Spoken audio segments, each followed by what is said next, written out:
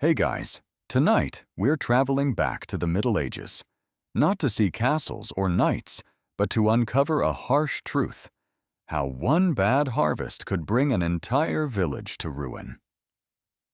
Life back then was fragile, and a single season of failed crops meant hunger, disease, and despair for whole communities. So, before you settle in, take a moment to like the video and subscribe, but only if you genuinely enjoy what I share here. Drop a comment telling me where you're watching from and what time it is. I love seeing our global audience come together. Now, dim the lights, maybe turn on a fan for that soft background hum, and let's ease into tonight's story together. Entire villages were abandoned when crops failed for just one season.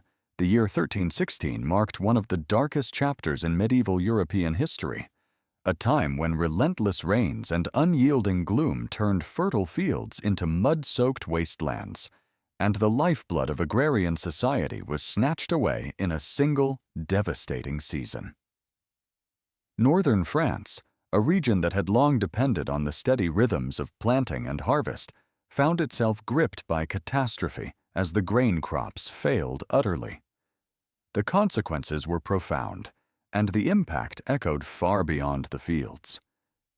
Entire villages were abandoned, their homes left silent and empty, as the desperate survivors scattered in search of sustenance and survival. To truly grasp the horror of this event, we must understand the delicate balance upon which medieval life rested. In an era before modern technology or scientific agriculture, the success of a single harvest could determine the fate of entire communities. Fields of wheat, rye, barley, and oats were the foundation of food and economy. When the skies opened with unrelenting rain throughout the crucial growing months, crops drowned or rotted in the waterlogged soil. Seeds failed to germinate, stalks failed to ripen, and the promise of sustenance vanished beneath gray clouds. The rains of 1315 and 1316 were part of a broader climatic anomaly, now understood as the tail end of the medieval warm period, giving way to the onset of the Little Ice Age. Cooler temperatures and wetter conditions combined to devastate agriculture across much of Europe. Yet northern France bore a particularly brutal brunt of this weather, its fertile lands transformed into swampy fields where nothing could grow. As grain stores dwindled and food became scarce, the rural population faced a grim reality. The harvest failure was not merely an inconvenience, but a death sentence for many. Without grain to grind into flour or to feed livestock, the peasants' diets shrank to near nothing. Hunger and malnutrition took hold swiftly, weakening bodies and lowering resistance to disease. Starvation became widespread, sparking a wave of despair that rippled through villages. The abandonment of villages was not a matter of simple relocation. It was the collapse of entire social ecosystems. Families, once rooted in ancestral lands, felt compelled to uproot their lives, driven by starvation and the instinct to survive. Homes were left to decay, fields left untended, and the echoes of daily life faded as communities fractured and dispersed. Survivors wandered in search of food, shelter, or charity, often joining burgeoning urban centers or crossing into more fertile regions. This exodus left the landscape scarred with empty villages, a haunting testament to nature's fury. Contemporary chronicles and administrative records from the period paint a picture of chaos and human suffering. Lords and kings struggled to maintain order as starving peasants flocked to towns, overwhelming limited resources and triggering social unrest. Some regions imposed harsh penalties to prevent flight, but such measures were often futile in the face of desperation. The fragile medieval economy, based largely on subsistence farming and feudal obligations, teetered on the brink of collapse. The 1316 famine also had far-reaching consequences beyond immediate starvation. It weakened populations, making them more vulnerable to the devastating Black Death that would sweep through Europe just a few decades later. The demographic and economic shocks reshaped societies, accelerating changes in land use, labor relations, and migration patterns. Archaeological surveys today reveal traces of these abandoned villages, ruined foundations swallowed by fields, remnants of walls overtaken by nature, silent witnesses to a vanished way of life. These ghostly sites remind us of the fragility of medieval rural existence and the devastating power of climate and environment. This episode serves as a stark reminder that in the pre-modern world, a single season of failed crops could trigger a cascade of tragedy, uprooting families, dismantling communities, and altering the course of history. The abandoned villages of northern France in 1316 stand as silent monuments to human vulnerability in the face of natural disaster and the enduring quest for survival amid despair. Grain prices doubled overnight and families sold children to eat. The Great Famine of 1315 stands as one of the darkest chapters in medieval European history, a devastating crisis born from relentless crop failures that sent shockwaves through every village, town, and city. In Flanders, a prosperous and populous region known for its fertile lands and bustling markets, the famine's impact was brutally clear.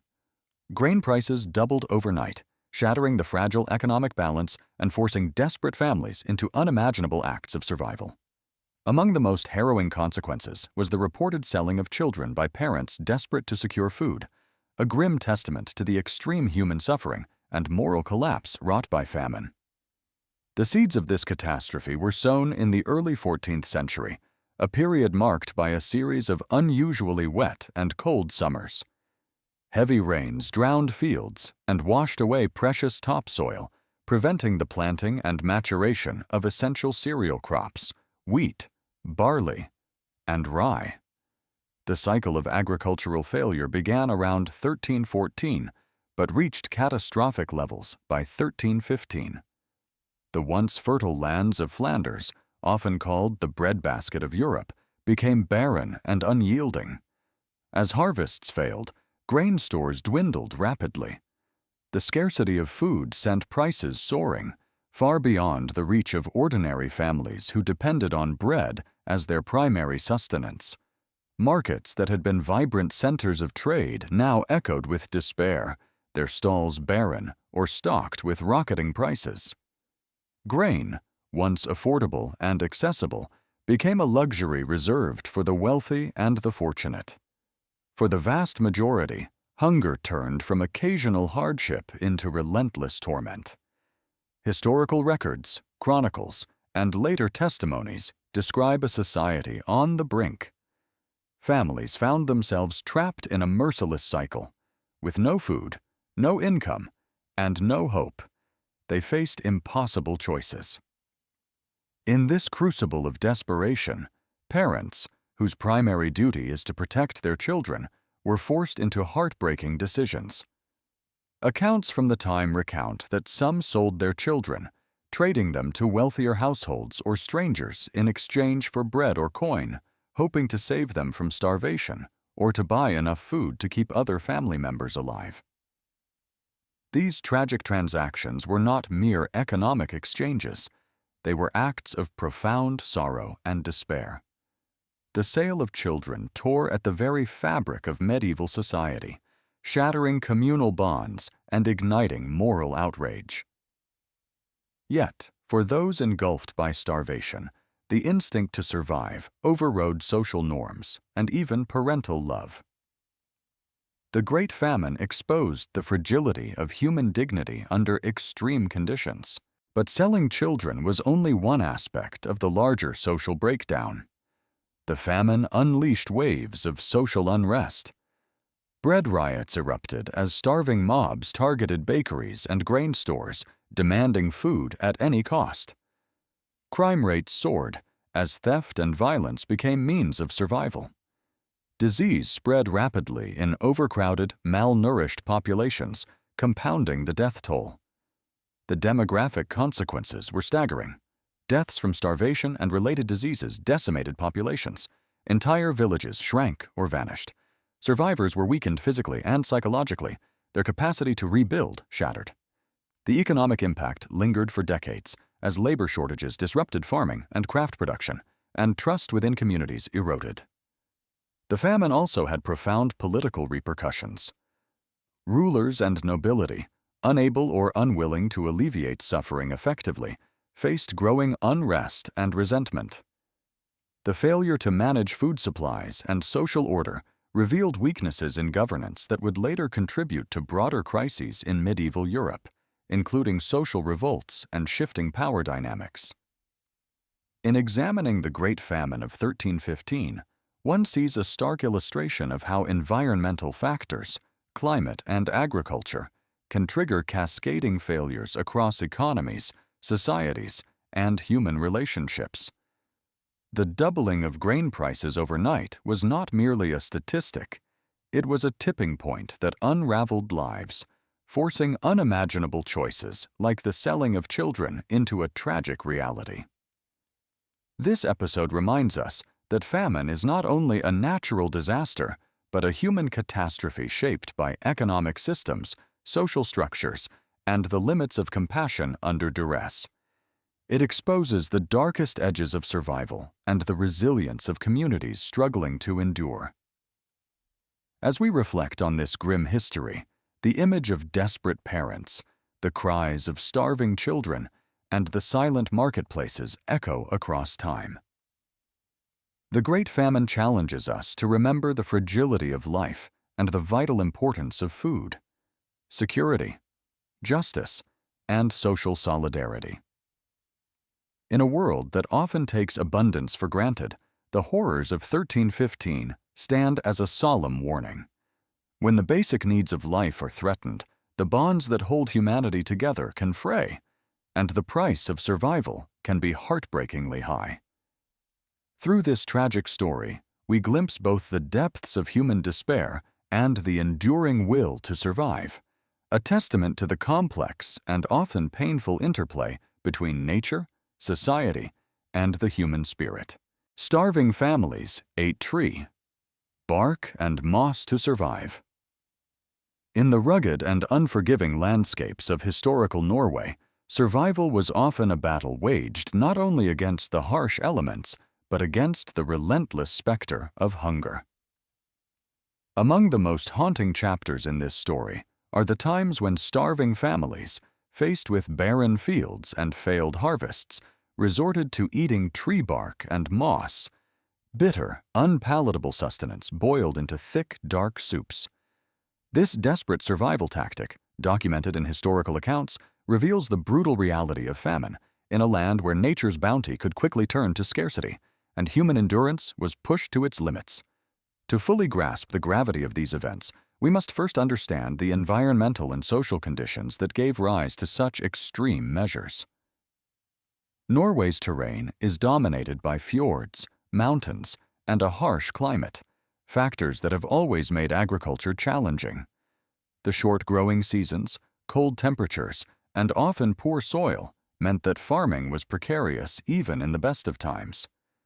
Communities depended heavily on their annual harvests of grains, root vegetables, and the modest yields that could be coaxed from the land. But during periods of climatic downturn, especially during the Little Ice Age, spanning roughly from the 14th to the 19th centuries, the already tenuous balance was shattered. Extended cold spells, excessive rainfall, and early frosts devastated crops, turning fertile fields into mud and mud into wasteland. With harvests failed, food stores depleted, and the seasons unforgiving, entire villages faced starvation. The societal fabric frayed as families struggled to find any nourishment that might stave off death. It was in these dire times that the unthinkable became necessary. Tree bark, particularly the inner bark of certain hardy trees like pine or birch, and moss or lichen became the last resort food sources.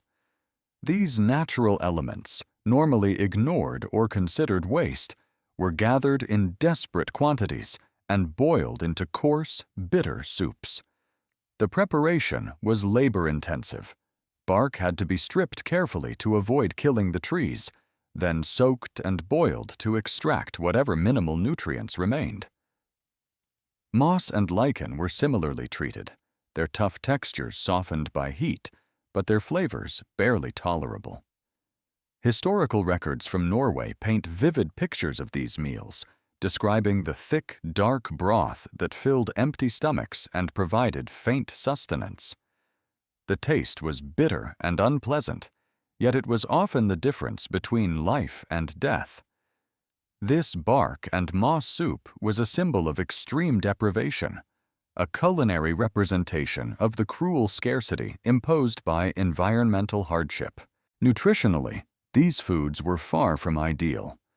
Bark contains some carbohydrates and trace minerals, but it lacks proteins and fats essential for health. Moss and lichen also offer minimal nutrition and can be difficult to digest. Prolonged reliance on such sustenance led to malnutrition, weakened immune systems, and susceptibility to disease. Yet, for many, there was no alternative. The human stories behind these accounts are heart-wrenching. Families huddled in cold cabins, rationing these bitter soups among children and elders alike. Communities organized collective efforts to gather bark and moss, understanding that survival depended on shared sacrifice. In some cases, the strain proved too great. Records note increased mortality, abandoned farms, and migrations to less hostile regions. These events also had wider social and economic implications. The collapse of agricultural productivity triggered crises that reverberated through trade, labor, and governance. Local authorities struggled to provide relief, often hampered by limited resources and communication challenges. The experience of famine shaped cultural memory, influencing folk tales, religious practices, and communal resilience. Interestingly, the use of bark as food was not unique to Norway. Similar practices appeared across Northern Europe and other regions facing extreme scarcity, illustrating a universal human adaptability in the face of nature's cruelty. Yet the Norwegian accounts stand out for their detailed preservation and the vividness of their testimony. The bitter bark and moss soups of starving Norwegian families remind us of the intimate connection between humans and their environment, a relationship marked by dependency, vulnerability, and resilience. They speak to the harsh realities of life before modern agriculture, refrigeration, and global food supply chains, where a failed harvest could mean starvation and death. Reflecting on these historical hardships encourages a deeper appreciation for the stability and abundance many enjoy today, while also highlighting the fragility that still exists in food systems worldwide. Climate change, political unrest, and economic inequality continue to threaten food security for millions, echoing the challenges faced by those Norwegian villagers centuries ago. In conclusion, the story of starving families eating tree bark and moss is more than an account of survival. It is a testament to human endurance and the will to live under the harshest conditions. It is a reminder that beneath the layers of history lie narratives of struggle, adaptation, and the relentless quest for nourishment and hope, even when the land itself seems to turn against its people. Cannibalism was quietly reported during the Great Famine. The Great Famine that struck Europe between 1315 and 1317 remains one of the darkest chapters in medieval history, a period marked by relentless hunger, societal collapse, and profound human suffering. While famines are devastating in themselves, the desperation and despair wrought by this catastrophe led to harrowing extremes rarely spoken of openly. Among the most disturbing accounts recorded by contemporary chroniclers in Ireland and Poland were reports of cannibalism, cases where human remains, stripped of flesh, were discovered near the edges of villages. These chilling observations reveal the depths of starvation and societal breakdown, painting a grim portrait of survival in the face of unimaginable deprivation. To understand the context of these reports, we must first grasp the scale and causes of the Great Famine. Triggered by a sequence of adverse climatic events, including excessive rainfall and plummeting temperatures during the early 14th century, Europe was plunged into widespread crop failures. Fields once fertile turned to mud, harvests rotted in the fields, and grain prices skyrocketed beyond reach for common people.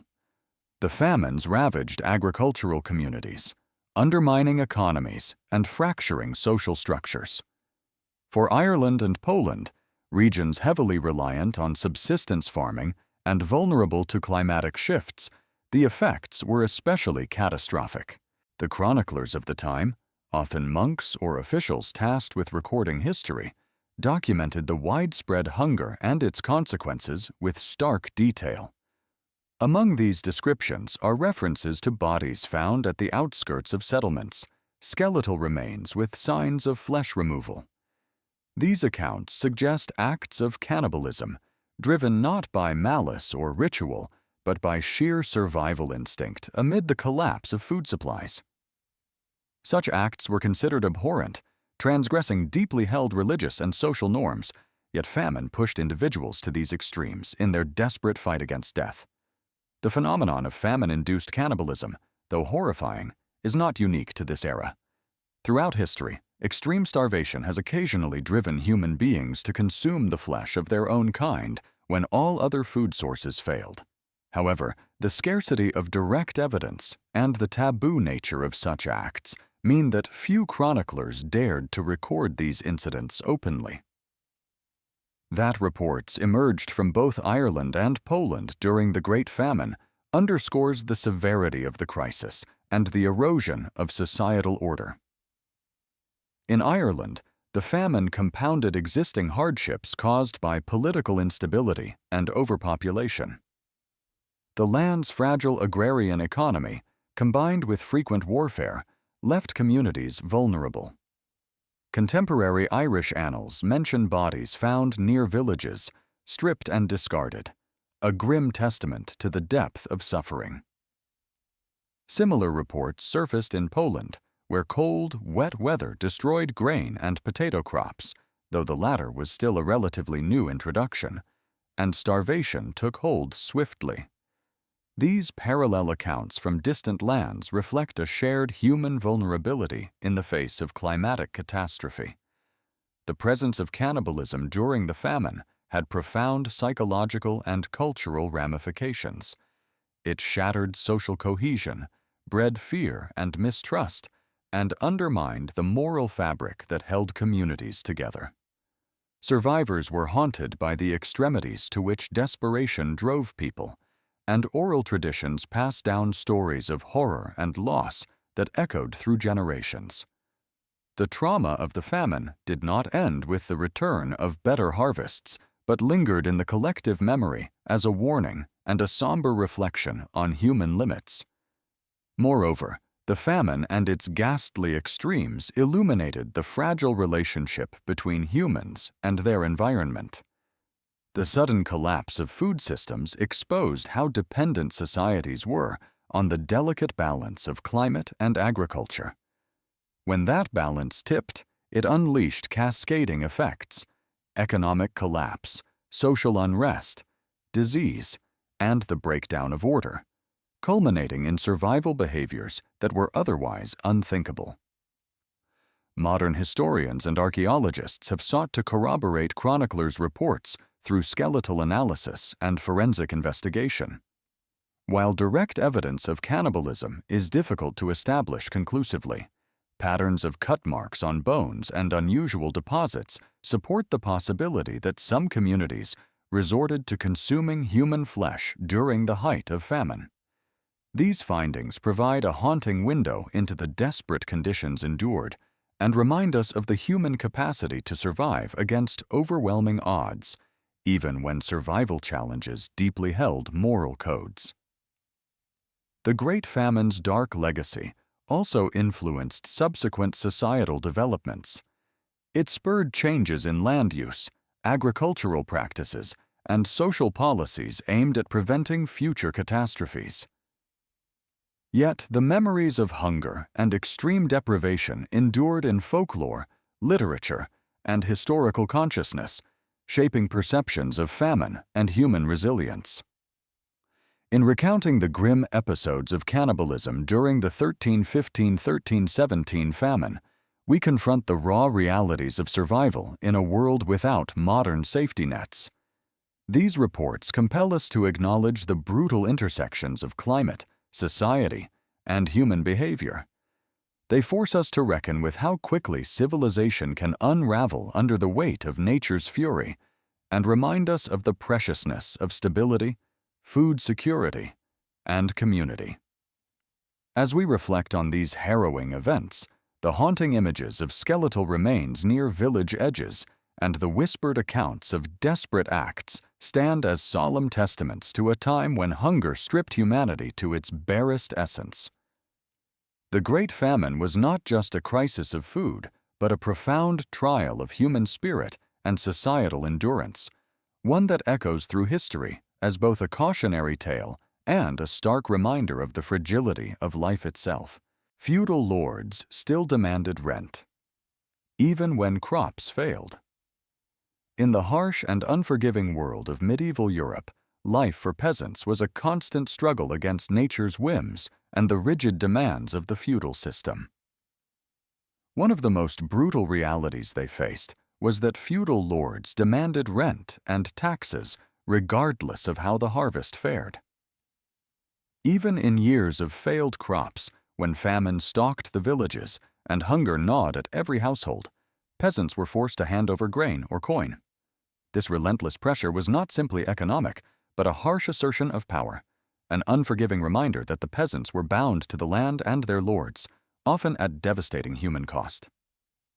The feudal system was built on a hierarchy where lords owned vast estates and peasants, or serfs, worked the land to produce the food that sustained the kingdom. In return for protection and the right to cultivate small plots, peasants owed rent, often a fixed portion of their crops, or monetary payment. This arrangement, while seemingly reciprocal, was deeply imbalanced. Lords held legal and military power, while peasants were tethered by custom, law, and often force. When crops failed due to droughts, floods, pests, or the frequent climatic downturns during the Little Ice Age, the system showed its cruelty. The expected rents did not vanish with the harvest. Lords demanded their dues as a matter of course, often ignoring the dire circumstances of their tenants. Peasants had little choice but to scrape together whatever they could, selling personal possessions, borrowing from neighbors, or even pawning tools and livestock to meet their obligations. Failure to pay had grave consequences. Historical records from medieval Europe reveal that peasants who could not meet rent demands faced eviction, the loss of their homes, and sometimes imprisonment. The legal frameworks were heavily weighted in favor of the nobility. Courts were often presided over by lords or their agents, leaving peasants with little hope for justice. Many families were uprooted, forced to wander in search of new land or charity, becoming part of a growing population of displaced rural poor. This systemic pressure led to cycles of poverty and despair. The stress of meeting rent under the threat of starvation or eviction exacerbated social tensions and fueled unrest. Peasant revolts, such as the English Peasants' Revolt of 1381 or similar uprisings across France and Germany, were in part responses to these untenable demands. Yet the power imbalance was rarely overcome. Rebellions were brutally suppressed, and the feudal order reasserted. The persistence of rent demands despite failed harvests was also a reflection of the economic realities of the lords themselves. Maintaining castles, retinues, and court expenses required steady income. Lords depended on rents as their primary source of wealth and political influence. The agricultural economy was rigid, and the lack of modern financial systems meant there was little flexibility. The rights to land and labor were sacrosanct, upheld by law, tradition, and often violence. Moreover, the devastating impact of climate on agriculture made life precarious. Periods like the Little Ice Age saw shorter growing seasons, unexpected frosts, and frequent crop failures that devastated harvests. Peasants bore the brunt of these climatic shifts, while lords, insulated by wealth and political power, demanded continuity in payments. This dissonance between economic obligation and environmental reality intensified the suffering of rural communities. The consequences extended beyond immediate hunger and loss. Malnutrition weakened populations, making peasants vulnerable to disease outbreaks, which were frequent and deadly in crowded village life. The disruption of social bonds through evictions and imprisonment eroded communal resilience. Psychological despair and fatalism permeated the peasant worldview, reinforcing the rigid social order they could scarcely challenge. Yet, within this bleak picture, there were acts of resilience and subtle resistance. Some peasants negotiated with lords, seeking reduced rents or delayed payments. Others migrated temporarily to towns or less affected regions in search of work. The persistence of peasant culture, community solidarity, and oral traditions kept alive a spirit of endurance amidst oppression. Understanding this history offers a window into the human costs of medieval feudalism and the vulnerability of agrarian societies to both social and environmental forces. It also illuminates the roots of later social transformations, as the pressures of rigid feudal demands contributed to gradual shifts toward more flexible economic relations and the eventual rise of modern economic systems. The story of feudal lords demanding rent even in times of failed harvests is a stark reminder of how systems of power can exacerbate human suffering, turning natural hardship into social crisis. It challenges us to reflect on the importance of justice, equity, and compassion in economic arrangements. A lesson as relevant today as it was 6 centuries ago. Villagers were accused of witchcraft. When fields went empty. In a time when the mysteries of nature were veiled in superstition and the delicate balance of survival hinged on the success of a single harvest, the failure of crops was more than a mere disaster. It was a crisis that shattered communities and ignited fear. Without the benefit of scientific understanding, medieval villagers sought explanations for the relentless misfortunes that plagued their fields and their lives.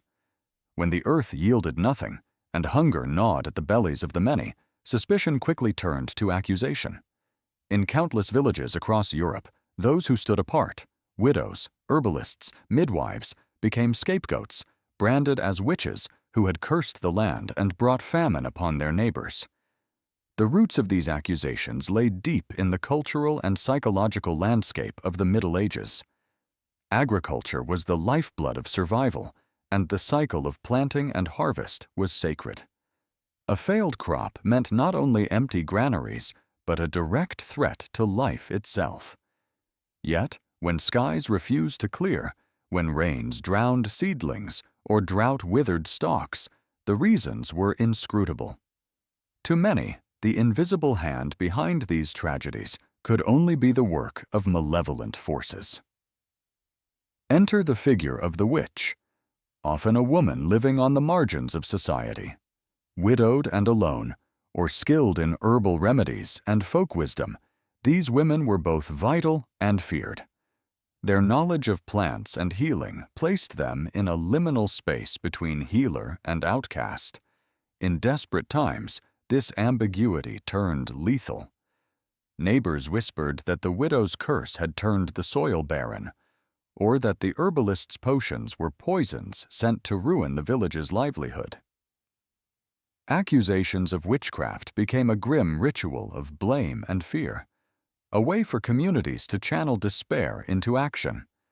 Trials, sometimes informal, sometimes sanctioned by local authorities, were held. The accused faced interrogation, often brutal, as the community sought to uncover the truth behind their misfortune. The witches were subjected to ordeals and torture designed to extract confessions that sealed their fates. Those found guilty were executed, their deaths intended as a cleansing act to lift the curse and restore the harvest. Historical records reveal countless such cases throughout Europe, especially during periods of environmental hardship. The early 14th century's famines, the Little Ice Age's relentless chill, and successive crop failures fed the frenzy of witch hunts. The social dynamics of these accusations also reflected underlying tensions. Gender, power, and fear of the unknown converged to target vulnerable individuals. The tragic irony was that these accusations often had little basis in fact. The women blamed were often among the most knowledgeable about the land and healing, victims of ignorance and desperation. Their persecution served as a grim distraction from the harsh realities of climate, soil, and disease, forces beyond human control. Moreover, witch hunts fractured communities, sowing mistrust and paranoia. Families were torn apart, and social cohesion frayed under the strain of fear. Instead of uniting against common hardship, villages became battlegrounds of suspicion and violence. The scapegoating of witches stands as a dark testament to how human societies can turn inward in times of crisis, sacrificing the vulnerable to preserve a fragile sense of order. Yet, amid this bleakness, the stories of those accused reveal resilience and humanity. Some resisted with courage, others found unexpected allies. Over time, the Enlightenment and advances in science began to dispel these fears, replacing superstition with understanding.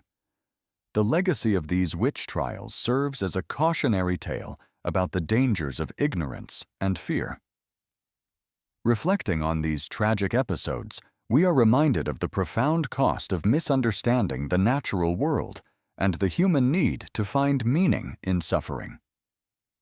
The empty fields of starving villages were not cursed by witches, but by the harsh realities of weather, disease, and social upheaval.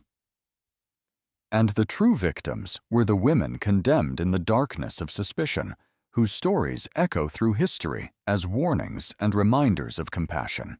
Disease followed famine and wiped out entire populations. The shadow of famine rarely falls alone. Throughout history, one of the most devastating consequences following a season of failed harvests has been the outbreak of deadly diseases. When crops fail and hunger sets in, the body's defenses weaken, creating fertile ground not only for starvation, but for epidemics that ravage populations already on the brink. Malnutrition undermines the immune system, leaving communities vulnerable to infectious diseases like typhoid, dysentery, and the plague. Outbreaks that often follow famine within mere months, compounding human suffering and wiping out entire populations. When a bad harvest strikes, it disrupts the entire fabric of society. Food scarcity means that people consume fewer calories and less essential nutrients. Vitamins and minerals vital for immune function become scarce, and the body's ability to fend off infections diminishes sharply. Children, the elderly, and the sick are especially vulnerable. As malnutrition spreads silently through famine-stricken communities, so does susceptibility to disease. In such weakened states, common infections become deadly. Typhoid fever, caused by contaminated water and poor sanitation, often erupts in overcrowded settlements desperate for clean resources. Its symptoms, high fever, abdominal pain, diarrhea, can swiftly overwhelm malnourished victims. Dysentery, another waterborne illness, causes severe dehydration and further nutrient loss, pushing bodies to the edge. These diseases thrive where sanitation breaks down due to social disruption, making famine a perfect storm for epidemics. But the most terrifying visitor that frequently followed famine was the plague. Bubonic, septicemic, or pneumonic, carried by fleas on rats or transmitted through close human contact. The plague's arrival was often preceded by hunger's havoc, as famine decimated defenses and created conditions where rats flourished amid abandoned or neglected homes and stores. Historical records from the 14th century famously link famines to the outbreak of the Black Death, which decimated Europe's population by up to half. The timing was ruthless. Within months of a failed harvest, as people grew weaker and sanitation worsened, disease outbreaks exploded. Medical knowledge was limited, and effective treatments non-existent. Epidemics spread quickly, striking down the young and old alike, leaving entire villages deserted or reduced to ruins. Survivors were often left traumatized, grieving mass losses and struggling to rebuild in the aftermath. These disease outbreaks deepened the social and economic crises initiated by famine. Workforce shortages hindered recovery efforts. Markets collapsed further. Social order frayed as desperation and fear grew.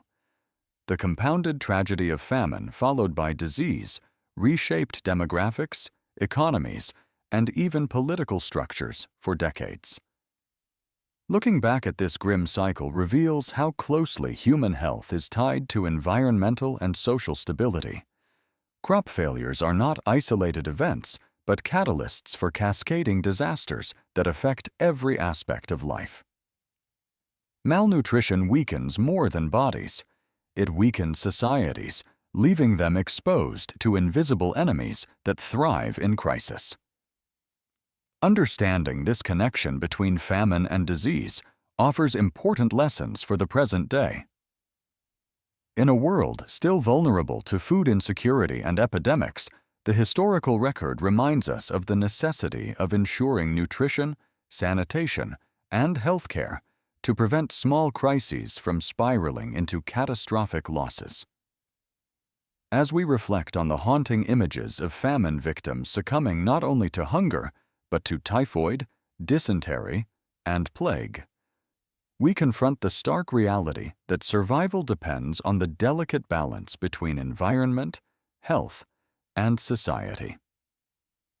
The specter of disease following famine is a timeless testament to human vulnerability and the urgent need for resilience and care in the face of nature's harshest challenges.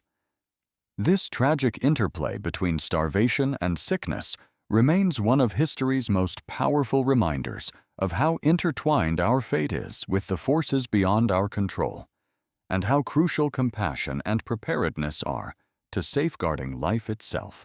Children were abandoned in forests to reduce mouths to feed.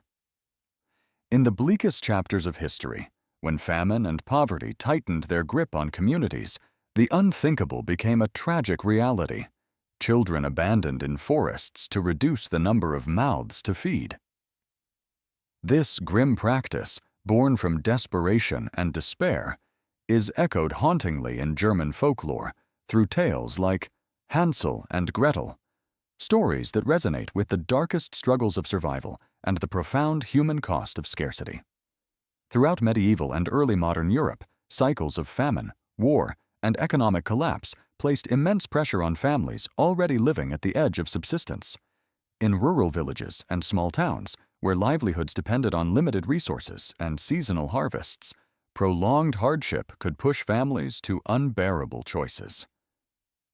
With food supplies depleted and no relief in sight, some parents faced the heart-wrenching decision to abandon their children in hopes of sparing the remaining family members from starvation.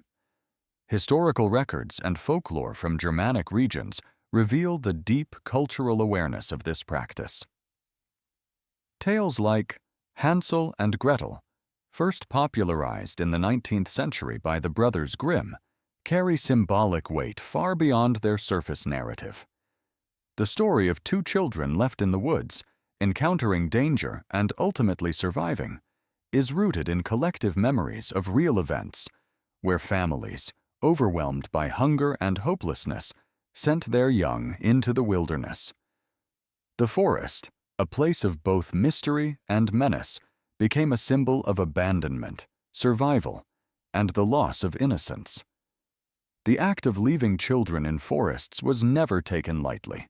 It was a decision born from extreme necessity, shaped by societal pressures and the brutal arithmetic of survival. In many communities, extended families and neighbors grappled with the ethical and emotional toll of such acts, often offering shelter or care when possible. Yet, in the face of relentless famine and social upheaval, abandonment occurred as a last resort.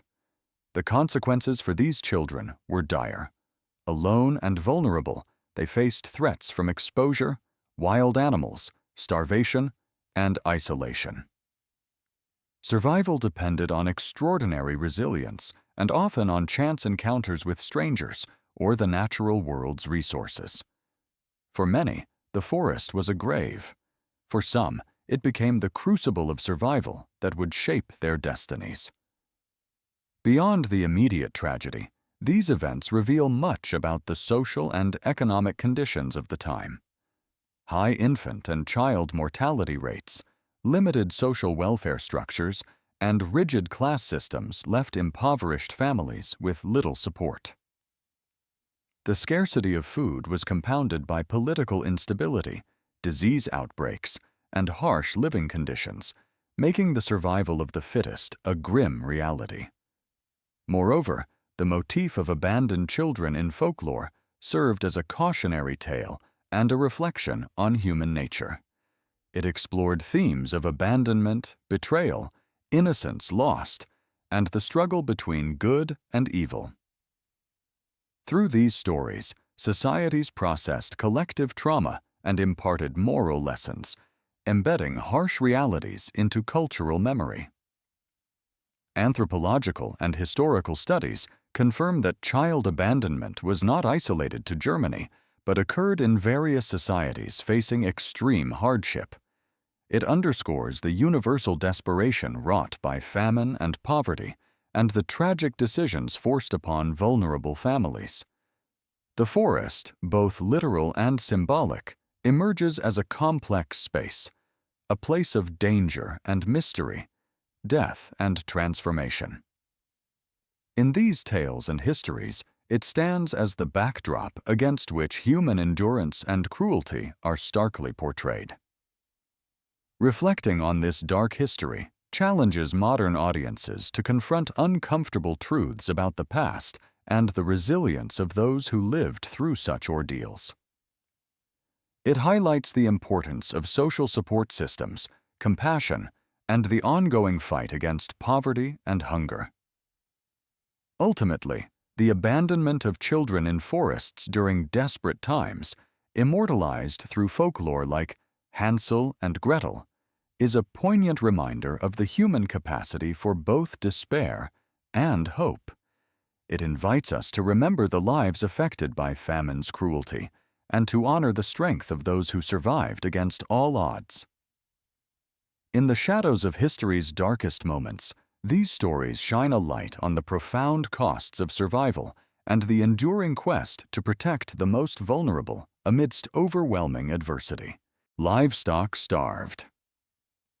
Because there was no feed left, in the grim shadow of failed harvests, the devastation wrought by famine extended far beyond the suffering of human populations. It reached deep into the heart of agrarian economies, crippling the very foundation of food production, livestock. During periods of severe crop failure, such as those experienced across medieval Europe and many other parts of the world, the absence of hay, grain, and fodder led to catastrophic losses among cattle, pigs, sheep, and other domesticated animals. These losses were not simply collateral damage, they represented a complete collapse of the food cycle, compounding human starvation and destabilizing entire communities. Livestock in agrarian societies were multifaceted assets, sources of meat, milk, leather, labor, and manure for fertilizing fields. They embodied wealth, social status, and economic security. Unlike today's industrial farming systems, medieval and early modern livestock depended heavily on the seasonal availability of feed, primarily hay and grains harvested during the summer and autumn. These fodders were stockpiled carefully to sustain animals through the winter months when grazing was impossible. When harvests failed due to drought, excessive rain, or the climatic anomalies characteristic of the Little Ice Age, this delicate balance was shattered. Without sufficient feed, herds began to weaken rapidly. Cattle, unable to graze on frozen or snow-covered pastures and deprived of stored hay, faced starvation. Pigs, often fed on grain scraps and agricultural byproducts, found their rations dwindling. As these animals grew emaciated, their productivity plummeted, milk yields dropped, breeding cycles faltered, and their meat quality deteriorated. Entire herds perished when the scarcity of feed became critical, with some communities witnessing the decimation of their primary sources of nutrition and labor. The consequences of livestock starvation rippled through human society. First, the immediate loss of animals meant a drastic reduction in available food. Meat, a valuable and often scarce source of protein, disappeared from tables already strained by crop failures. Dairy products vanished, depriving populations of vital nutrients. Beyond direct consumption, the loss of animals that pulled plows and transported goods hindered agricultural recovery, creating a vicious cycle where diminished labor capacity delayed future harvests, perpetuating food scarcity. Furthermore, the collapse of livestock herds destabilized local economies. Livestock functioned as living capital. Their loss erased wealth and undermined trade. Communities dependent on animal products for income found their means of survival evaporating. The inability to sell or barter livestock or their byproducts intensified poverty and desperation, forcing some to abandon traditional livelihoods altogether. Historical records from famines across Europe and other regions recount the harrowing impact of livestock starvation.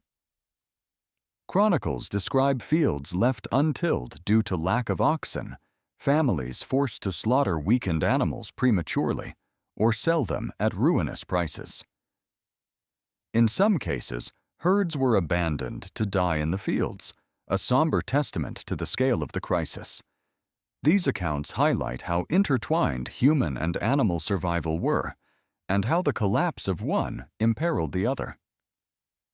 Moreover, the environmental and social stresses of livestock loss contributed to broader societal upheaval. Food shortages increased vulnerability to disease. Migration intensified as people sought sustenance elsewhere, and social unrest sometimes erupted over scarce resources.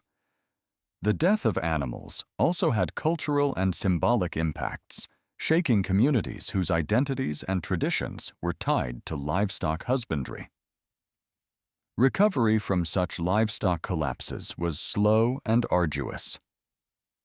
Rebuilding herds required not only improved harvests, but also access to breeding stock and fodder. In some regions, population declines and land abandonment followed, reshaping demographic and agricultural patterns. The scars of these famines left deep impressions on agricultural practices, prompting innovations in crop diversity, fodder storage, and animal husbandry aimed at mitigating future risks. In reflecting on the starvation of livestock during bad harvests, we gain a deeper appreciation of the fragile interconnectedness of medieval food systems. The loss of hay and grain was not merely a human tragedy, but a systemic collapse that echoed through every layer of rural life. Livestock starvation underscores the vulnerability of societies dependent on a tightly woven ecological and economic fabric, one that could unravel catastrophically when one thread failed. Today, with modern agricultural technology and global supply chains, the scale of such devastation may seem distant. Yet, these historical lessons remain vital reminders of how food security depends on the health of all components of the ecosystem. The starving herds of the past call us to respect and protect the delicate balance between crops, animals, and people, a balance essential for sustaining life itself. Communal bread ovens. Shut down from lack of flour. In the heart of many medieval villages, the communal bread oven stood as more than just a practical tool. It was a vital center of community life, a symbol of shared labor, sustenance, and social cohesion. These ovens, often large stone structures, were where villagers gathered to bake their daily bread, a staple that fed families and fostered connections. Yet, when harvests failed and grain became scarce, these ovens fell silent. No flour meant no bread, and no bread meant a fracture in the very fabric that held rural communities together. The shutdown of communal bread ovens during times of scarcity was not just a sign of hunger, it was a harbinger of social breakdown and despair. Bread was the staff of life in medieval Europe, consumed by peasants and nobles alike. In many villages, individual households lacked the resources or space to maintain personal ovens. Instead, communal ovens served as shared facilities, efficiently managed and used according to customary schedules. This system promoted cooperation and mutual dependence, reinforcing social bonds and the collective spirit necessary for survival in an often hostile environment. However, the delicate balance of this system relied heavily on the availability of grain. When a bad harvest struck, whether due to drought, floods, pests, or the colder temperatures of the Little Ice Age, the supply of flour dwindled sharply. With less grain to mill, the production of flour decreased, and with it, the capacity to bake bread. Eventually, the communal ovens, once bustling with activity and the warmth of fire, stood cold and unused. This cessation of baking was devastating. Bread was more than food. It was a daily ritual, a symbol of life and normalcy. The inability to bake bread signaled not just physical hunger, but a breakdown in social order. Villagers, deprived of their staple food and the communal practices surrounding its preparation, faced increased isolation and tension. Shared routines dissolved, trust eroded, and desperation grew. Historical accounts from famine years describe how the silence of the ovens echoed the despair of communities. Without bread, villagers resorted to eating roots, wild plants, or even tree bark. Starvation led to weakened bodies and minds, escalating conflicts and undermining the mutual support networks critical for enduring hardship. The closure of communal ovens was a visible and painful marker of a community unraveling under pressure. Furthermore, the social implications extended beyond immediate survival. Communal ovens were spaces of communication, where news was exchanged and relationships maintained. Their shutdown disrupted these social functions, increasing the vulnerability of already stressed populations. Without these gathering points, coordination for mutual aid became more difficult, compounding the crisis. The shutdown of communal bread ovens during failed harvests also reflects the broader fragility of medieval agrarian societies. Dependent on subsistence farming and local resources, these communities had limited buffers against environmental shocks. Social structures and economic systems were tightly interwoven with agricultural productivity. When grain supplies collapsed, the repercussions cascaded through every aspect of village life. Yet, even amid such devastation, communities sought ways to cope. Some villages attempted to ration remaining flour, while others turned to alternative food sources or temporary migration. The resilience of these populations is evident in their persistence and adaptation, though the scars of famine and social breakdown remained long after the ovens were rekindled. In understanding the silence of the communal ovens, we glimpse the interconnectedness of food, society, and survival in medieval times. It is a stark reminder that the loss of something as simple as bread can ripple outward, shaking the foundations of community and human connection. This story urges us to appreciate the profound significance of shared resources and rituals, and the ways in which scarcity challenges not just the body, but the social fabric. The communal bread ovens that once fed entire villages remind us that food is at the heart of community, and when that is lost, the consequences reach far beyond hunger. Bandits raided starving towns for scraps and tools. In times of famine and despair, when the earth itself seemed to turn against its people, the thin veneer of law and order in rural regions often shattered like fragile glass. Starving villages, already crippled by failed harvests and relentless hunger, found themselves prey not only to the unforgiving forces of nature, but to something just as merciless. Human desperation turned violent. Roving bands of bandits and marauders, drawn by the scent of weakness and the promise of easy plunder, descended upon these fragile communities. They seized whatever scraps of food, tools, and valuables remained, leaving behind devastation and fear, and plunging vast rural landscapes into lawlessness. To understand the grim reality faced by these villages, one must first grasp the precariousness of medieval subsistence. For peasants and farmers, survival hinged on the fruits of their land and the security of their homes. When crops failed and granaries emptied, the communal bonds that held villages together began to strain. Hunger bred desperation, and desperation bred vulnerability. The once peaceful countryside became a hunting ground where survival was a brutal contest. Banditry was not new in medieval Europe, but during times of widespread famine and social upheaval, its scale and ferocity increased dramatically. These were not merely petty thieves, but organized gangs, sometimes numbering dozens or more, moving swiftly from village to village. Their targets were the starving towns, places where the weak and hungry could offer little resistance. What they lacked in wealth, these settlements often possessed in meager stores of food, rusted tools, or anything of metal that could be melted down or traded. For bandits, these were treasures of survival. The raids were swift and ruthless. Armed with crude weapons, often stolen or scavenged, bandits struck under cover of darkness or during vulnerable moments. They broke into homes, barns, and granaries, scattering families in terror. Fires were sometimes set to cover their escape or as punitive acts to punish communities that resisted.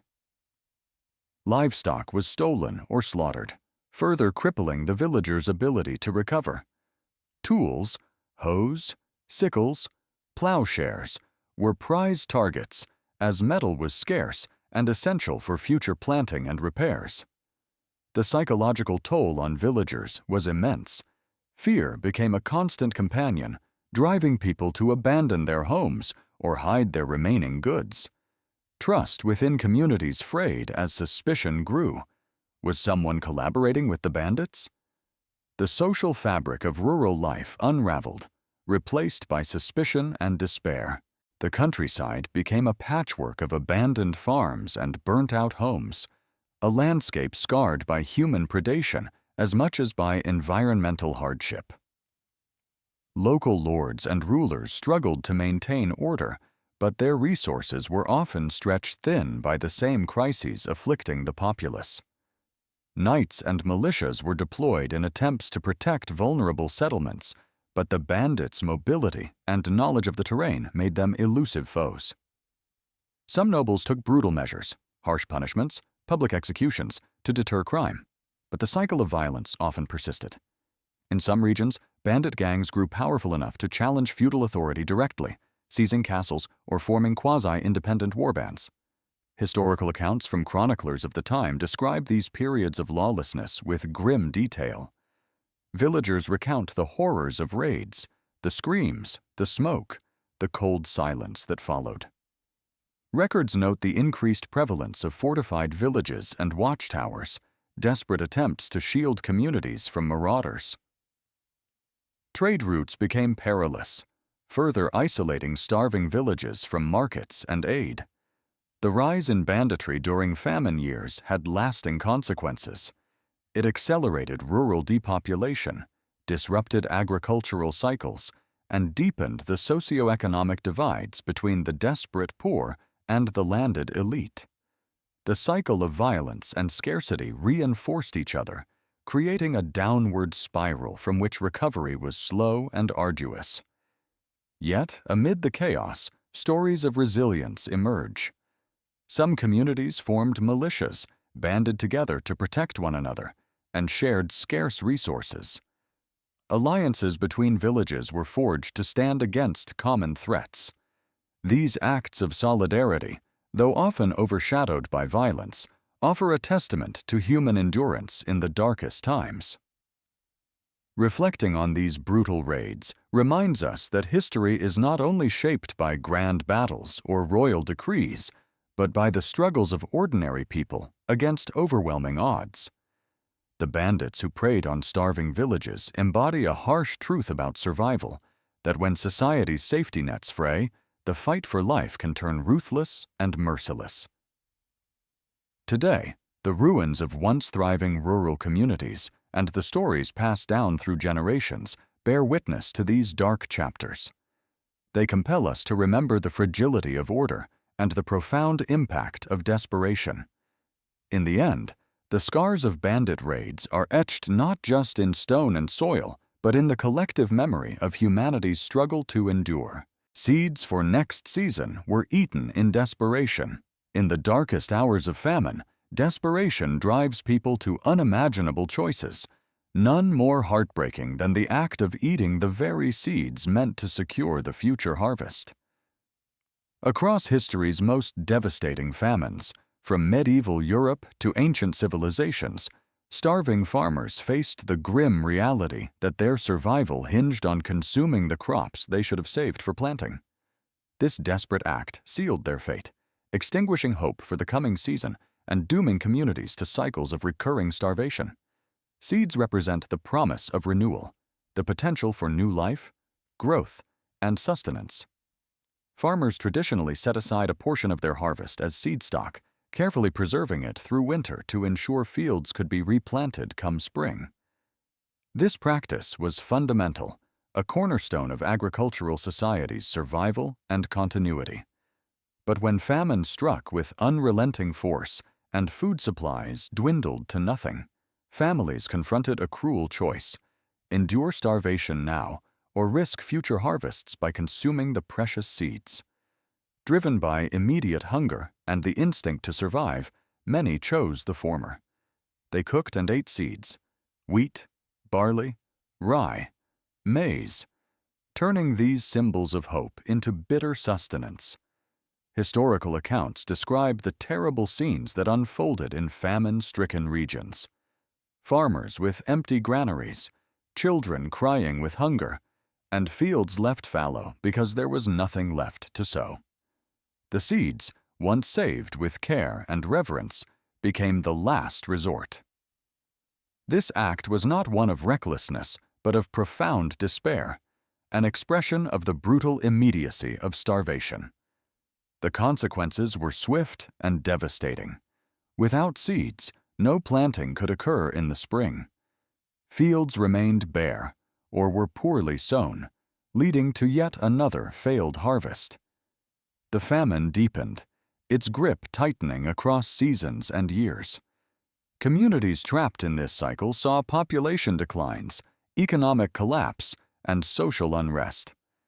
This pattern highlights a tragic feedback loop: immediate survival needs undermining future security, leaving societies vulnerable to prolonged crisis.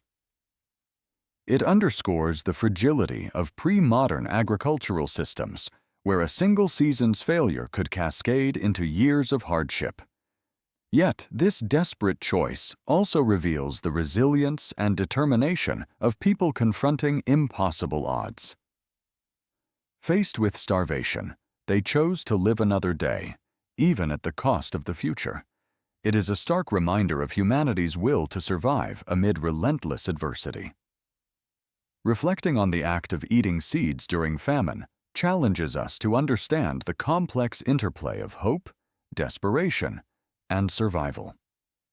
Seeds embody not just potential crops, but the very continuity of life and culture. Their consumption is both an act of survival and a tragic sacrifice. In modern times, this history informs efforts to prevent famine through food security, seed preservation, and sustainable agriculture. It highlights the importance of safeguarding resources that sustain both present and future generations. As we envision those barren fields and empty granaries, we confront a profound lesson. Survival is not only about enduring the moment, but preserving the means to endure tomorrow. The story of seeds eaten in desperation is a haunting testament to the cost of famine and the fragile balance upon which human existence depends. It reminds us that in the harshest crises, hope can be consumed, but the memory of what was lost endures, a call to protect, prepare, and nurture the seeds of life for all who come after. Monasteries couldn't feed the poor and turned them away. During times of famine and widespread scarcity, monasteries, long revered as bastions of charity and refuge, faced unimaginable challenges that forced a heartbreaking reversal of their roles.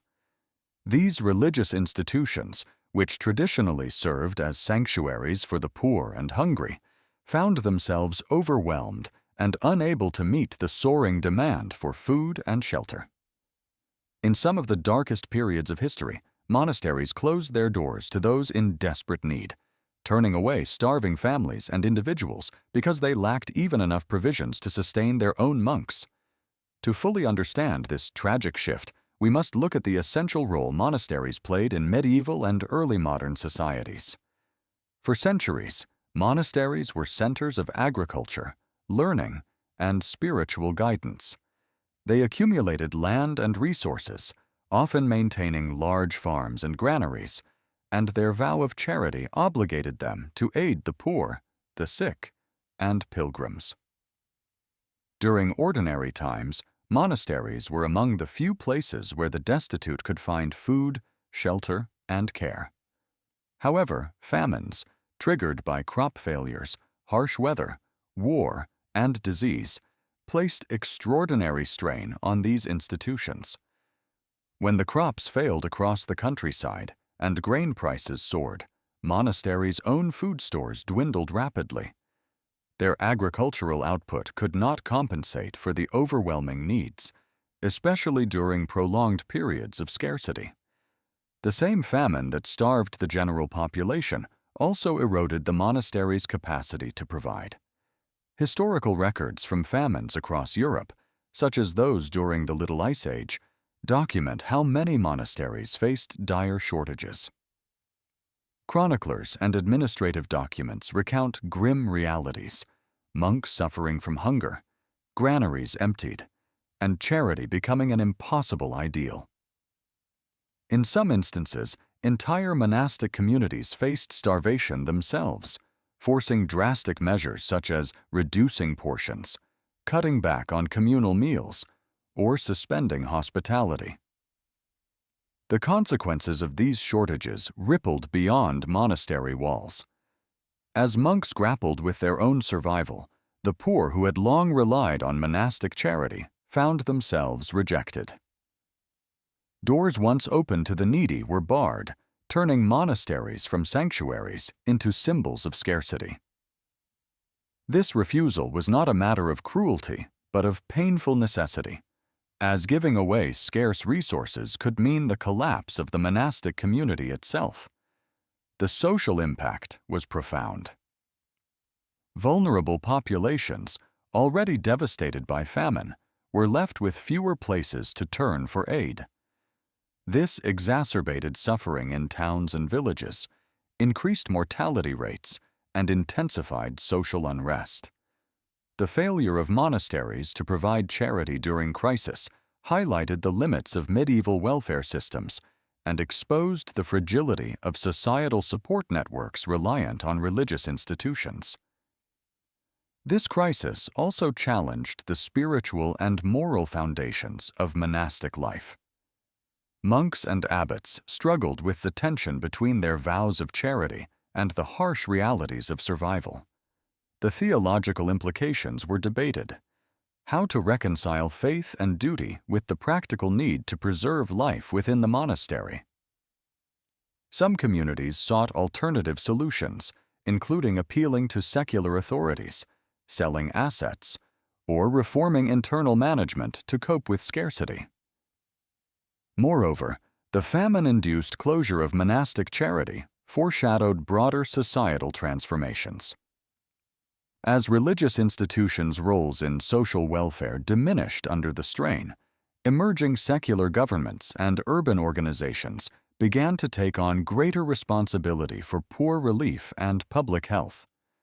This shift marked a gradual move away from exclusively ecclesiastical charity toward more organized civic systems of care. Today, the image of monasteries turning away the poor during famine challenges romanticized views of medieval charity. It reveals a complex reality where institutions devoted to compassion were themselves vulnerable and constrained by the limits of resources and nature. This historical episode invites reflection on the enduring challenges of humanitarian aid, balancing generosity with sustainability, and the necessity of robust social safety nets. In sum, monasteries once served as vital havens for the hungry, but during the harshest famines, even they were forced to close their doors. Their inability to feed the poor reflects the devastating reach of famine and the precariousness of medieval support systems. It is a poignant reminder that, in the face of nature's fury, even the most sacred institutions can be brought to their knees, and that the fight to alleviate human suffering is as old and complex as civilization itself. People drank pond water and died from contaminated sources. In times of severe scarcity, when traditional sources of clean water ran dry or became inaccessible, desperate communities turned to whatever water they could find, often with tragic consequences. During famines and harsh climatic periods throughout history, many villagers faced dwindling supplies of fresh, potable water. As wells ran dry and rivers became polluted or frozen, in this desperate search for hydration, some turned to stagnant ponds, swamps, and other contaminated sources. Though these waters provided immediate relief from thirst, they harbored deadly pathogens that fueled outbreaks of cholera-like diseases and other waterborne illnesses, compounding the suffering already inflicted by hunger and malnutrition. Clean water has always been fundamental to human survival and health, but in many rural and agrarian societies, access to safe water depended heavily on seasonal rainfall and well maintenance. During times of famine or environmental crisis, the balance was shattered. Prolonged droughts, harsh winters, and overuse depleted wells and springs, leaving communities vulnerable. The drying up of clean water sources forced villagers to resort to ponds and swamps, waters that were often stagnant, warm, and teeming with bacteria and parasites. The consumption of contaminated water created a vicious cycle. Starving bodies, weakened by malnutrition, were less able to resist infections. Pathogens like Vibrio cholerae, responsible for cholera, thrived in polluted waters. When ingested, these microbes caused severe gastrointestinal diseases characterized by vomiting, diarrhea, and rapid dehydration, conditions that were frequently fatal without medical intervention. Historical accounts from famines in Europe, Asia, and elsewhere describe sudden spikes in mortality that followed the contamination of drinking water, worsening the already dire crisis. In medieval and early modern villages, where sanitation infrastructure was minimal or non-existent, water sources were often shared between humans and livestock, increasing contamination risk.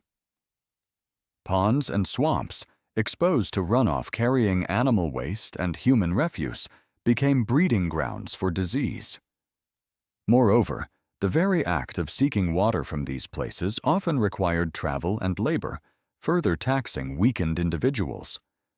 Chroniclers and medical observers of the time recorded grim details of disease outbreaks linked to unsafe water. They noted how entire households succumbed quickly after consuming pond water, how villages were ravaged not only by hunger, but by waves of illness. These epidemics decimated populations, disrupted social order, and hindered recovery efforts.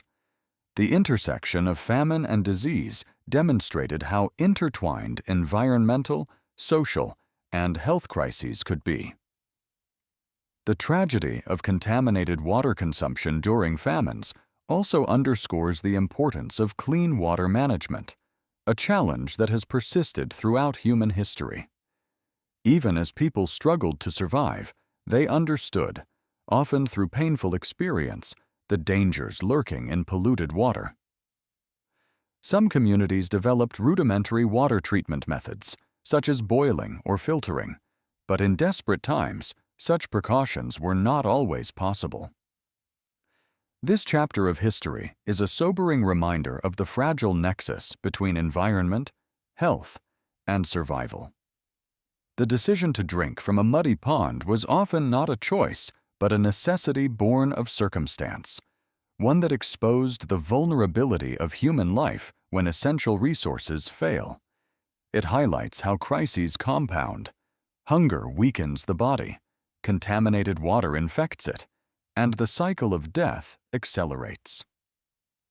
Modern advances in sanitation, water treatment, and public health have dramatically reduced the risk of waterborne disease.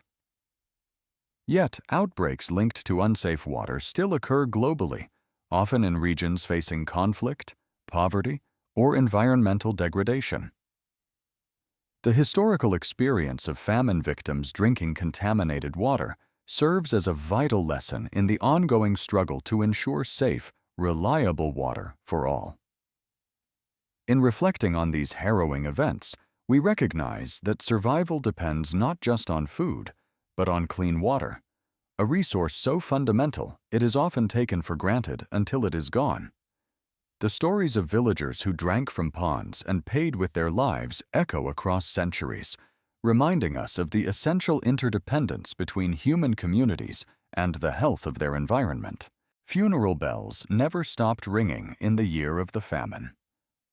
In the grim and harrowing year known to history as the Year of the Famine, the sound of funeral bells became a haunting constant, echoing ceaselessly through towns and villages ravaged by starvation and disease.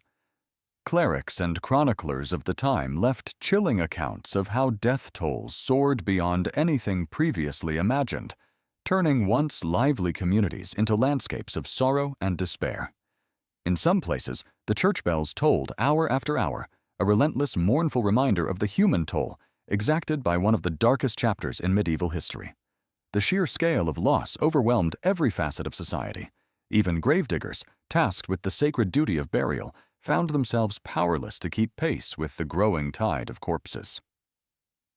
The Year of the Famine was not merely a period of food scarcity, but a catastrophic breakdown of life itself. Triggered by consecutive failed harvests, often linked to harsh weather during the Little Ice Age, entire regions faced starvation. Malnutrition weakened bodies, making populations susceptible to deadly outbreaks of disease. The inevitable result was mass mortality on a scale that strained medieval social and religious institutions to their limits. Churches, central pillars of medieval community life, became both sanctuaries and symbols of grief. The ringing of funeral bells served multiple purposes, announcing deaths, calling the faithful to prayer, and warning of the growing peril. Yet during this grim year, the frequency and urgency of the bells took on a haunting new meaning. In some towns, bells rang so often they became a background drone, an auditory representation of loss so vast it seemed endless. Gravediggers, usually tasked with burying the dead with care and dignity, faced an overwhelming challenge. The sheer number of corpses exceeded the capacity of cemeteries and laborers. Makeshift mass graves became a tragic necessity.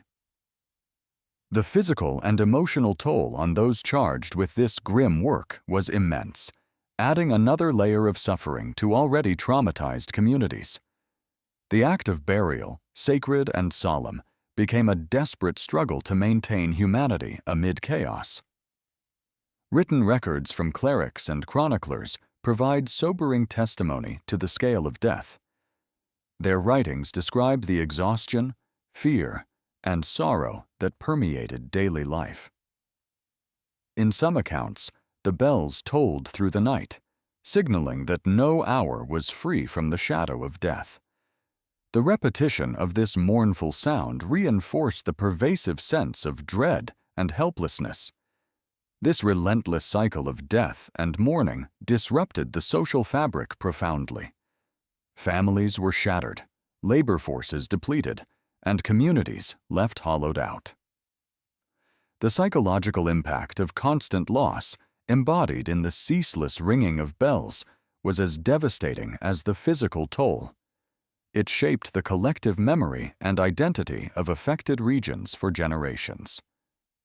The year of the famine stands as a stark reminder of the fragility of human life in the face of environmental catastrophe and systemic vulnerability.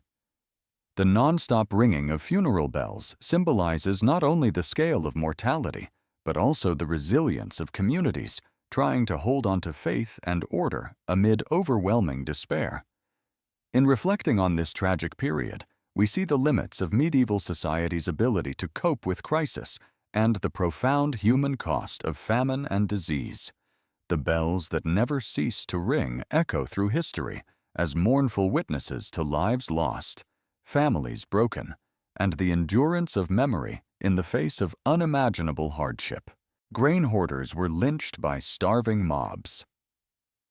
In the bleak and desperate years of 14th century England, when famine cast a long and merciless shadow over the land, the thin threads holding society together frayed dangerously. As the harvests failed and grain became scarce, hunger grew into rage. Among the most explosive flashpoints of this anger were those who were accused of hoarding the very food that could mean the difference between life and death. Millers, merchants, and others suspected of hiding grain to inflate prices or secure personal profit became targets of furious mobs who took justice into their own hands in brutal acts of vigilante violence. To understand why these lynchings occurred, we must first grasp the critical role grain played in medieval England. Bread was the staple of life. Without it, survival was nearly impossible for the majority of the population, whose diets were overwhelmingly dependent on cereals like wheat, barley, and rye. Grain was not just food, it was currency, security, and social order. When famine struck and supplies dwindled, fear and desperation took root among the starving peasants and townsfolk. The 14th century was rife with calamities. The Great Famine of 1315 to 1317 devastated crops across Europe, and England was no exception. Years of bad weather, floods, and failed harvests left grain stores dangerously low. Prices soared beyond the reach of many, and scarcity bred suspicion. Who held the grain? Who profited while others starved? In the vacuum of trust, accusations swiftly followed. Millers, positioned between farmers and consumers, were often suspected of withholding grain or adulterating flour. Merchants who controlled trade routes or storage facilities were accused of hoarding supplies, stockpiling grain in secret warehouses to create artificial scarcity. Whether all accusations were true or not, these figures became scapegoats for the collective suffering. Historical records recount harrowing scenes of popular uprisings. Starving villagers, driven by hunger and desperation, would storm mills and granaries, demanding the release of grain. When refused or met with suspicion, the crowds turned violent. There are documented cases where millers and merchants were dragged from their homes, paraded through the streets, and subjected to brutal public punishments, sometimes culminating in lynching or death by hanging. These acts were both punitive and symbolic, a harsh warning against greed and betrayal. The authorities, often aligned with the landed elites who controlled grain production and trade, struggled to maintain order. Occasionally, officials attempted to regulate grain prices or enforce anti-hoarding laws, but enforcement was uneven and often too late. The desperation of starving populations overwhelmed legal institutions, and mob justice became a grim substitute. These violent outbursts reveal the fragile social contract of medieval England, a contract predicated on the assumption of fair distribution of essential goods. When that trust collapsed, so too did social order. The grain hoarder's fate was sealed not just by accusations, but by the primal human instinct to survive at any cost. The consequences were far-reaching. Fear of mob violence sometimes led merchants to hide grain deeper, further reducing supplies and exacerbating famine conditions. Communities fractured, and tensions between classes deepened.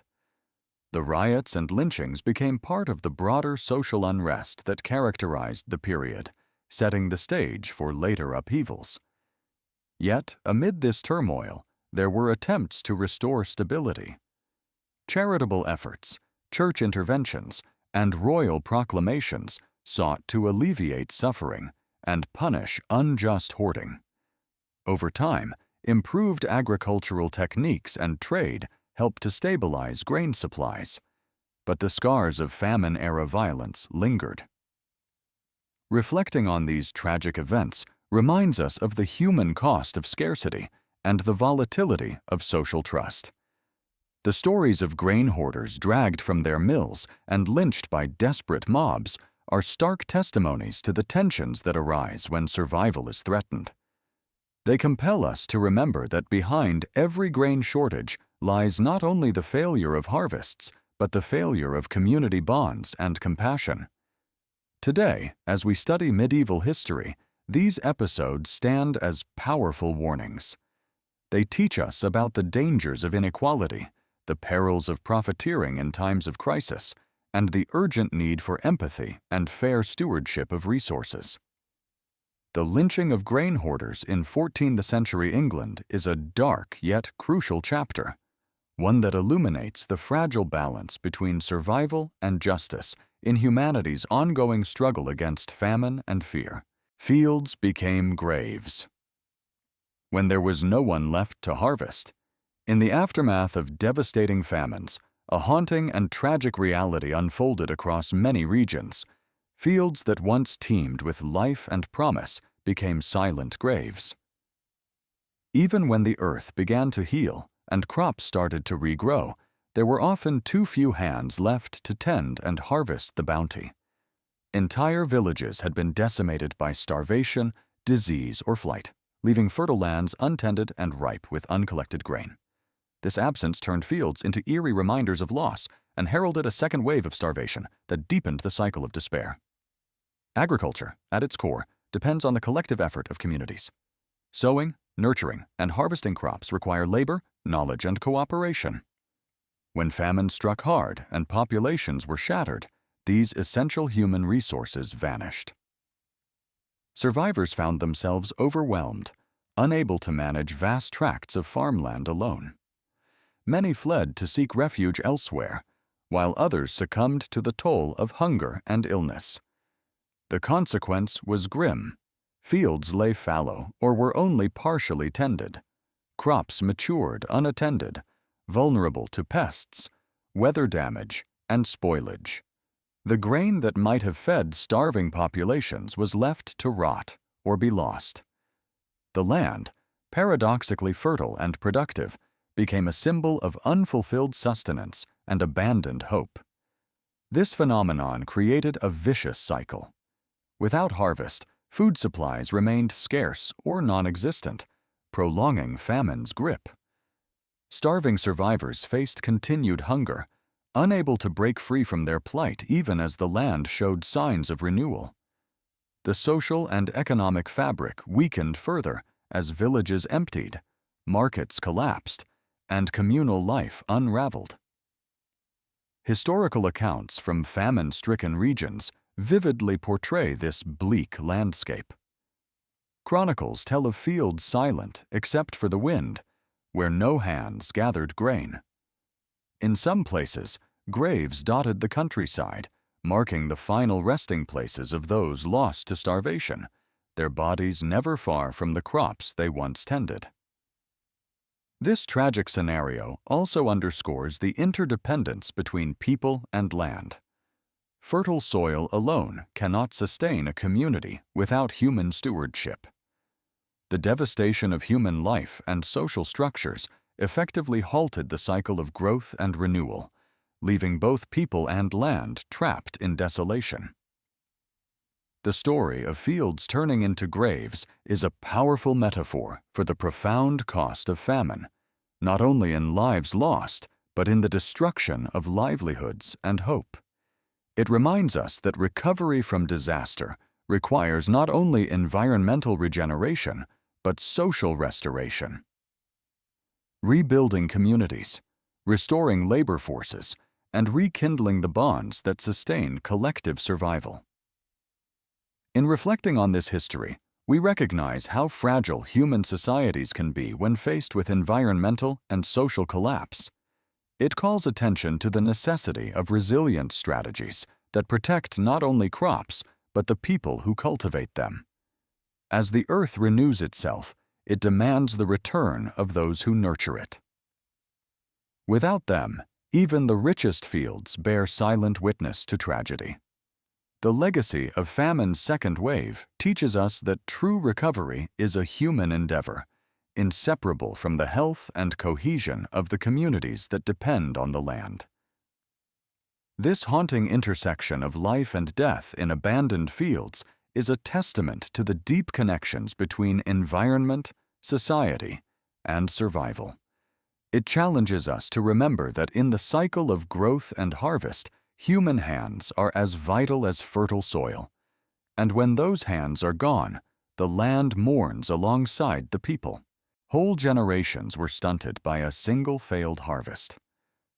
Across the vast stretches of human history, the impact of famine has echoed far beyond the immediate loss of life and destruction of crops. One of the most profound yet often overlooked consequences of failed harvests is the lasting effect on entire generations, particularly on children born during times of scarcity. When a single harvest failed, it wasn't just a season lost, it was the foundation for lifelong struggles. Children born into famine endured stunted growth, weakened bodies, diminished survival rates, and shortened lifespans, casting a long shadow over communities for decades. To understand this devastating phenomenon, we must explore the intricate relationship between nutrition, early development, and long-term health. Human growth and immune system strength are deeply dependent on adequate nutrition during gestation and childhood. When a famine strikes, pregnant women often face food shortages and nutrient deficiencies that impair fetal development.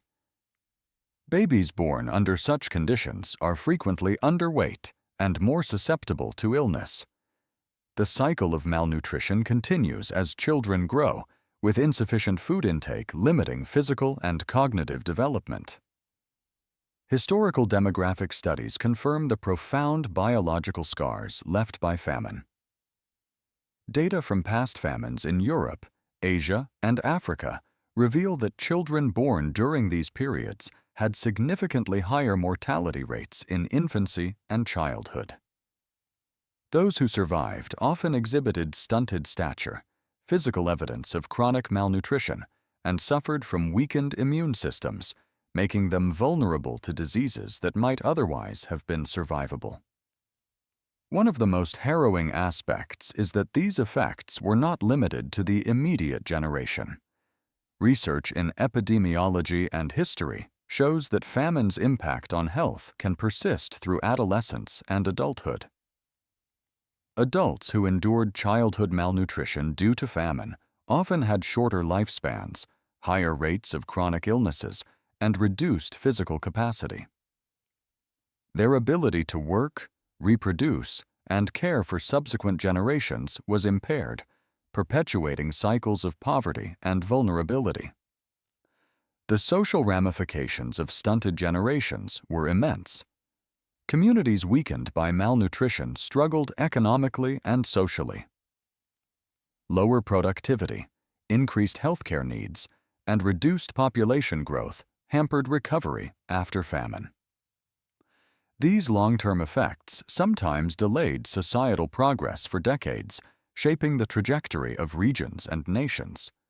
Historical accounts from famines, such as the Great Famine of the 14th century Europe, the Irish potato famine of the 19th century, and various famines in pre-modern Asia, underscore these patterns. Contemporary observers described children who appeared frail and small beyond their years, communities mourning the loss not only of life, but of vitality and future potential. Moreover, the psychological and emotional toll on families was profound.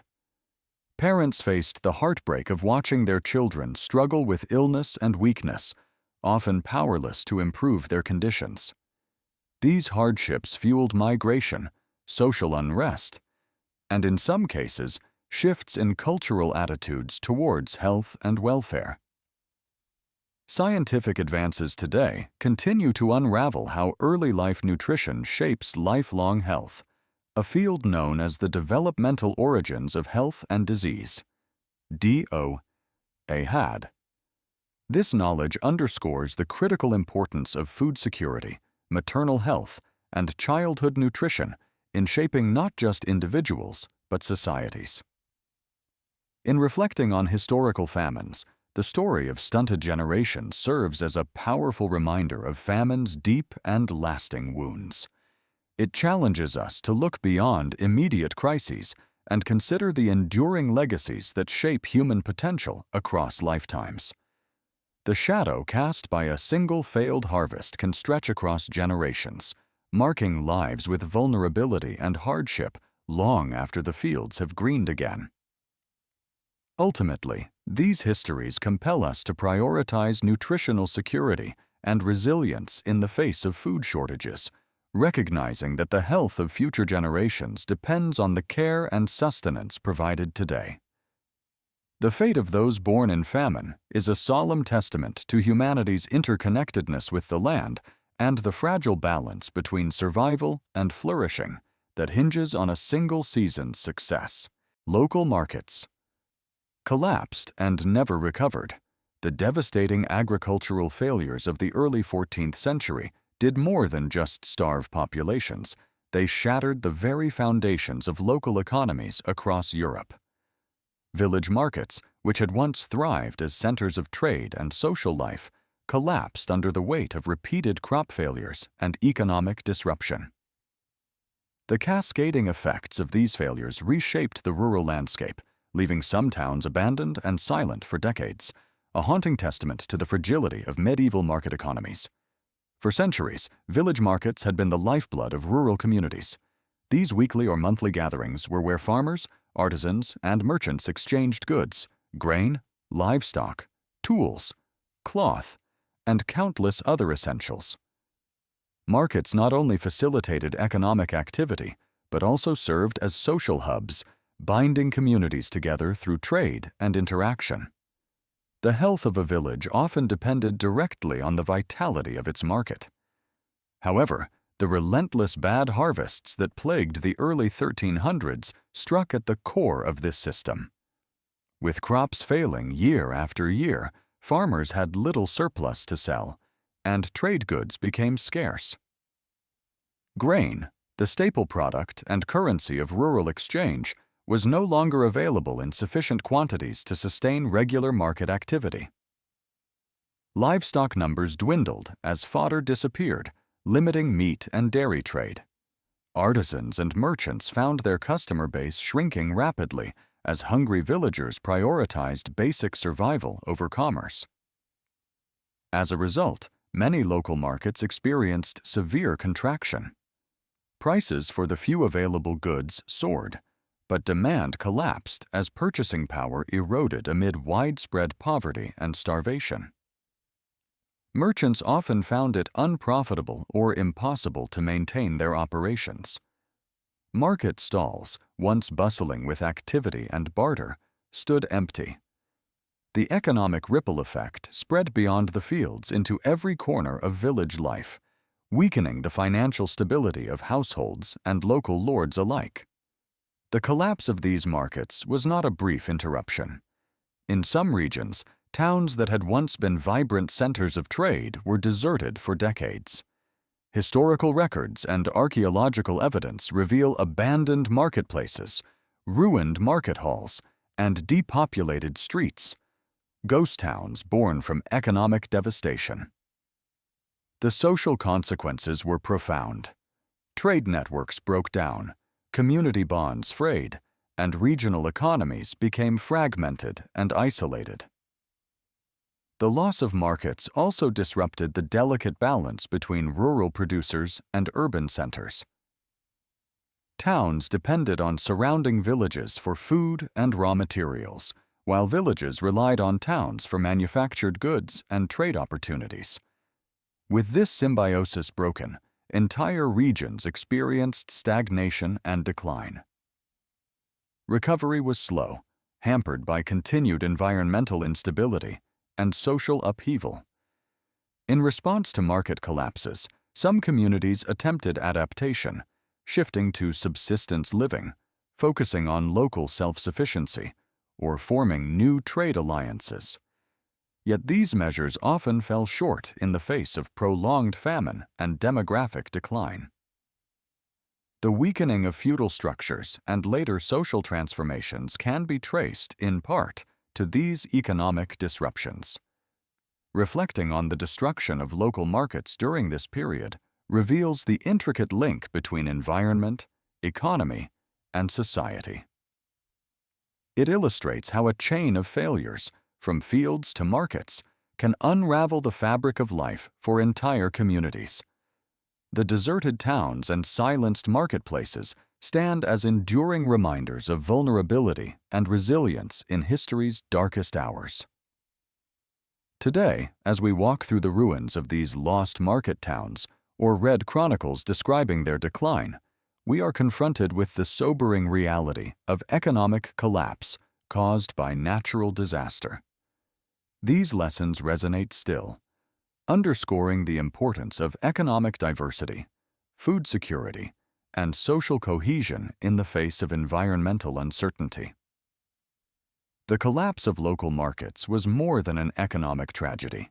It was a social and cultural rupture, a moment when the pulse of community life faltered and forced humanity to confront its dependence on the land and each other. The echoes of empty market squares remind us that prosperity and survival are fragile, contingent on the delicate balance of nature and human endeavor. Tools and family heirlooms were burned for cooking fuel. The fire in the hearth was once the soul of the medieval home. It was where families gathered, where bread was baked, where children huddled close to their mothers, listening to stories and feeling, for a moment, safe against the winter that gnawed outside. But what happens when the world turns against you, when the sky withholds its rain, or the snows come too early, or the plague takes more than just the bodies of your neighbors? What happens when even the forests seem to retreat, and there is nothing left to burn? Across centuries of European history, there were years when cold and hunger became twin tyrants, years when the harvest failed and the forests thinned, not from the acts of prosperity, but from desperation. When we imagine famine, we picture empty bellies and hollow eyes, but there is another, quieter destruction that takes place, a burning away of the past, the sacred, and the very tools needed to rebuild the future. In these years of famine, when the ground was too hard to dig for roots and no woodcutters dared to venture into distant woods for fear of wolves or bandits, people turned to the last things they owned. It started with what could be spared: a broken stool, a fence panel, the old rake that had lost too many tines to be useful. But as winter dragged on and hunger gnawed at resolve, the fires demanded more. The axe was taken not to trees, but to the very fabric of home. Chairs that had belonged to grandparents, whose arms were polished by generations of hands, became kindling. Chests that once stored wedding linens, passed down through centuries, were smashed and fed into the flames. Even the wooden beams that held up barns were torn down, one by one, until the roof threatened to cave in. The boundary between survival and ruin blurred with every board consigned to the fire. There are records from the Great Famine of 1315–1317, and again during the Little Ice Age in the 17th and 18th centuries, describing villages stripped bare of wood. The forests themselves, already shrinking from overuse, vanished from the landscape, leaving nothing but mud and stubble. What was left in the village became currency, not for sale, but for the privilege of making one more pot of soup, one more bowl of warmth to chase away the cold for another night. In some towns, the loss of fuel became so severe that bread ovens, usually shared by the entire community, went cold. Even the smallest splinters were hoarded. Dung and straw cakes became common fuels, but in years when even animals were too scarce to provide manure, the last line was crossed. Tools were next, items that were never meant to meet the fire. Wooden plows, yokes, spinning wheels, looms, cradles. Each had a purpose beyond simple warmth, but none could matter more than the immediate need to stay alive. To burn your only rake meant you could not break the earth for the next year's seed. To burn your spinning wheel meant your family would go cold, not just this winter, but every winter after. In some cases, entire trades were set back for decades because the tools of the craft were lost and could not be replaced. And then, when wood and tools and every useful object was gone, eyes fell upon things that were never meant to burn. Family heirlooms, things of beauty and memory, wedding chests carved with initials, christening stools, painted icons hung in shadowed corners. In Orthodox and Catholic homes, it was common to keep a small wooden image of a saint or the Virgin Mary above the hearth. In famine years, some wept as these icons were pried from their nails and split, their holy images reduced to ash in order to cook one more handful of soup. There are stories from Russia and Poland of people apologizing to the saints as they burned their images, crossing themselves with tears freezing on their faces. Sometimes it was not just icons, but instruments, fiddles and lutes, handed down through generations, destroyed for a few minutes of flame. The songs they carried, the dances and weddings and laughter, were lost in the crackle of firewood that was never meant to be. It was as though famine demanded not just your life, but your memory, your story, your hope for anything beyond this endless winter. Anthropologists have traced this phenomenon through many cultures, not just in Europe, but anywhere famine and fuel scarcity struck. The Andes, where Andean peoples burned religious masks and ancestor totems during the Great Droughts. The steppes of Central Asia, where yurts were dismantled for firewood. And in parts of China, where wooden tablets inscribed with the names of ancestors were thrown into the stove when the rivers ran dry and nothing grew. Always the same desperation. Always the same unthinkable bargain. In the historical records of the Great Frost of 1709, which gripped much of Europe in a deathly chill, parish priests wrote of seeing villagers carry pieces of broken furniture to the churchyard, where they would share a communal fire, burning together the remnants of homes, a final act of solidarity against an indifferent sky. By spring, the village might look the same from a distance, but inside, every home was a hollow where something precious had been lost forever. And yet, there is another side to this destruction, a kind of stubborn, tragic hope. Every piece of wood that went to the fire, every tool and heirloom burned, was a defiance of death. Parents chose to burn their wedding chests so their children might eat. old men broke their grandfather's chair for one more hour of warmth for a dying wife. It was a brutal, necessary sacrifice. But it was done with love and a will to see another spring, no matter the cost. In this way, even destruction became an act of memory, a prayer that some part of the family might survive to remember what was lost. Some villages never recovered. The loss of tools meant that fields lay fallow for years. The absence of heirlooms meant that a generation grew up without any tangible link to its past. And yet, the oral stories survived, tales of what had been burned and why, and the cold nights when families sat in the dark, whispering names of those who came before, clutching each other and vowing to rebuild when the sun returned. The archaeological record tells its own story. In sites abandoned during famines, the layers of ash are sometimes mixed with the remains of painted wood, with iron nails and scraps of cloth. Historians piecing together these fragments know that every burned tool, every scorched icon, was once the center of someone's world. Today, when we look back at these famines, we are tempted to see only numbers, so many dead, so many villages abandoned, so many years lost.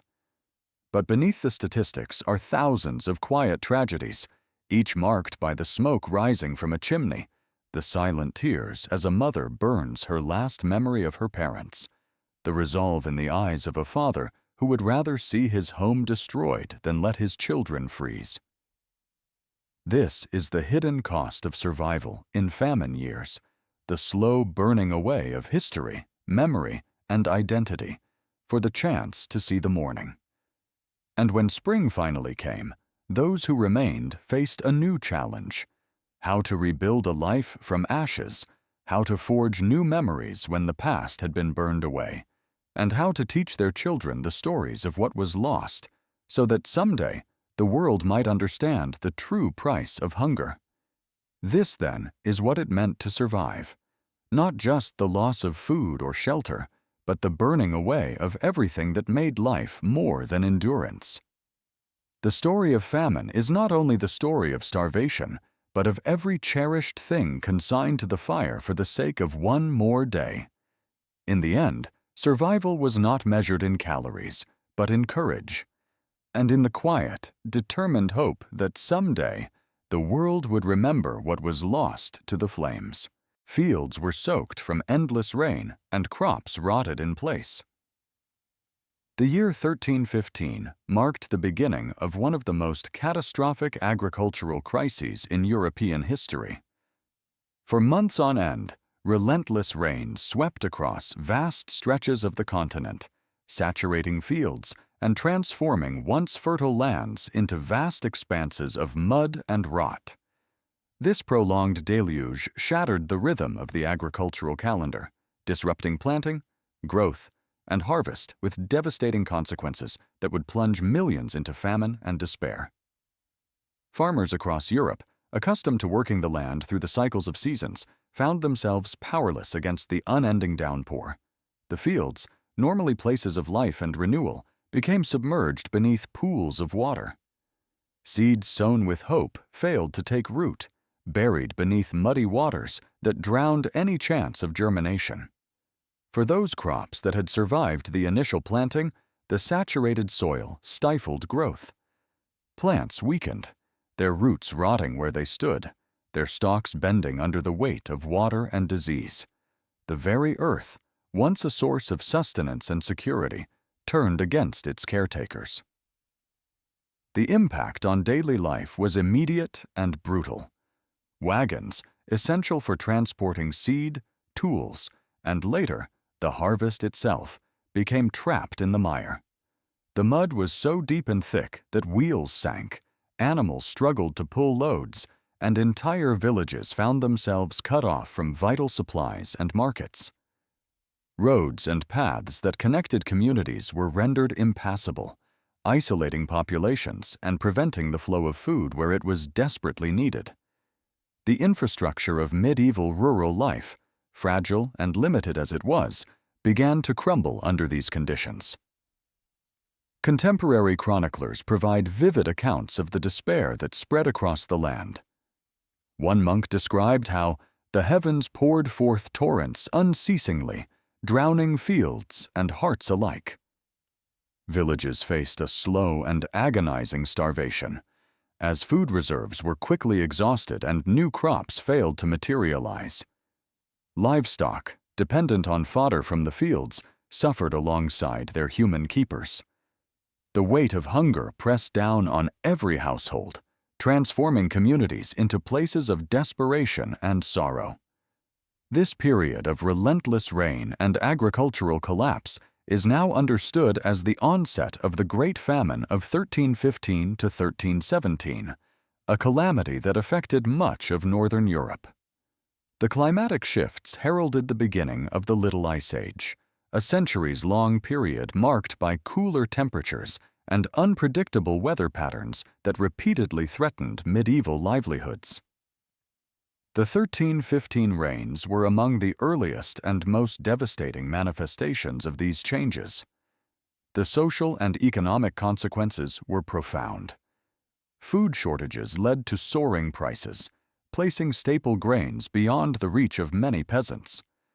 Starvation weakened immune systems, paving the way for disease outbreaks that further decimated populations.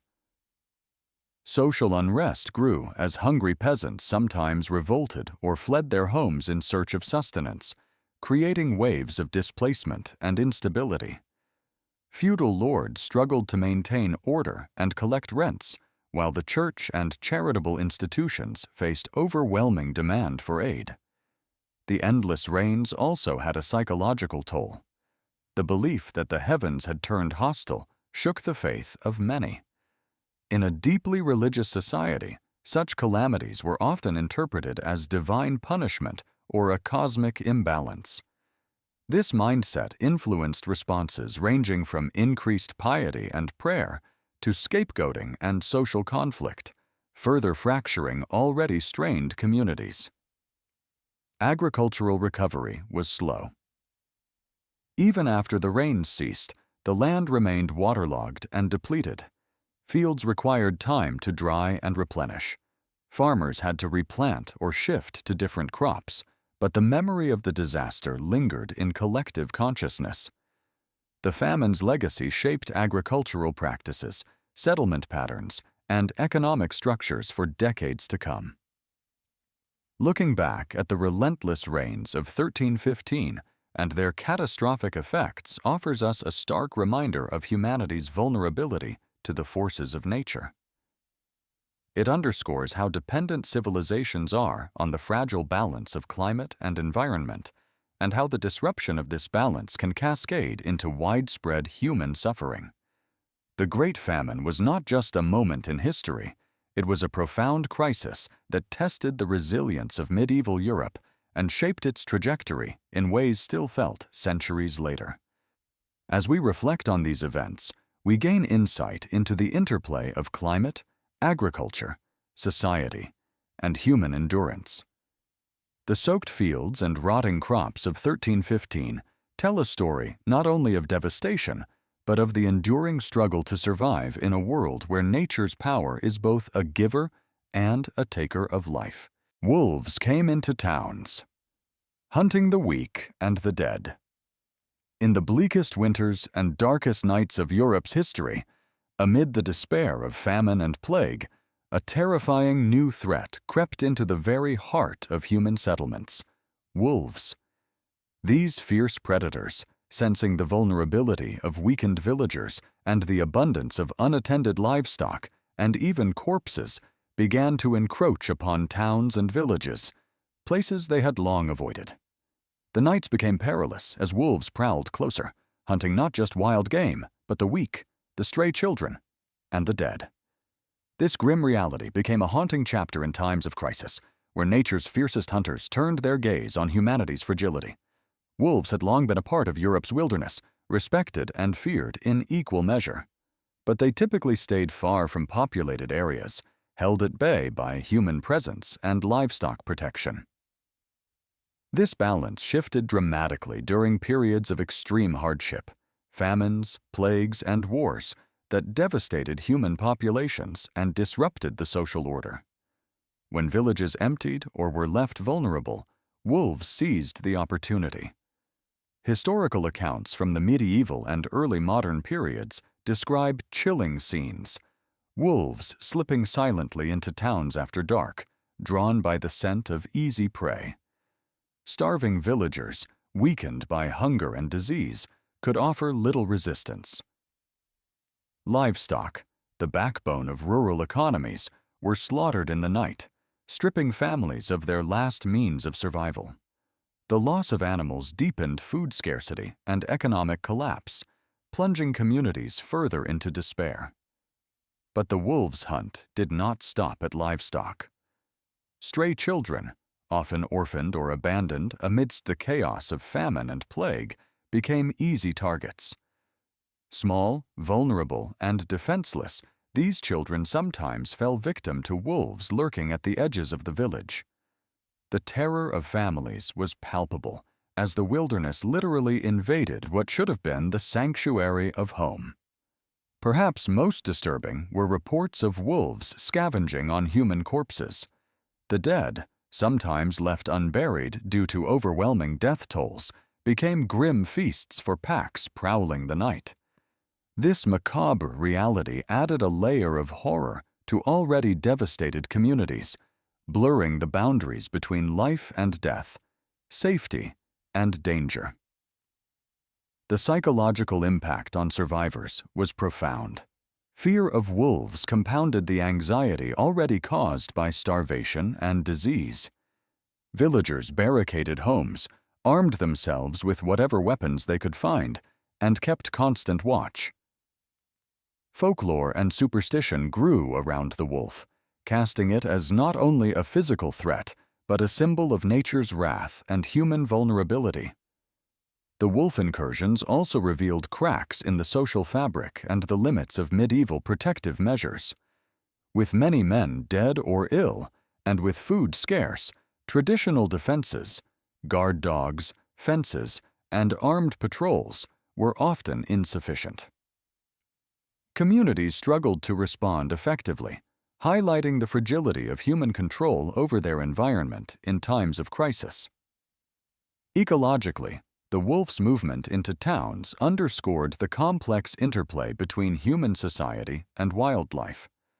When human populations declined, ecosystems responded. Predators expanded their territories, prey availability shifted, and the line between wild and civilized blurred. This dynamic was a stark reminder that human survival was deeply connected to the broader natural world. The historical narratives of wolves hunting in villages serve as chilling testaments to the layered crises of famine and plague. They remind us that in times of extreme vulnerability, threats emerge not only from within society, but from the wild forces beyond human control. These stories are etched into collective memory as warnings and reflections on the limits of security. As you imagine the cold nights pierced by howls echoing through deserted streets, the image is one of a world unmoored, a place where survival meant facing enemies both seen and unseen. Wolves, ancient and primal, became harbingers of despair, stalking the thin line between wilderness and civilization. This haunting chapter challenges us to reflect on the delicate balance between humans and nature, and how easily it can be disrupted by hardship.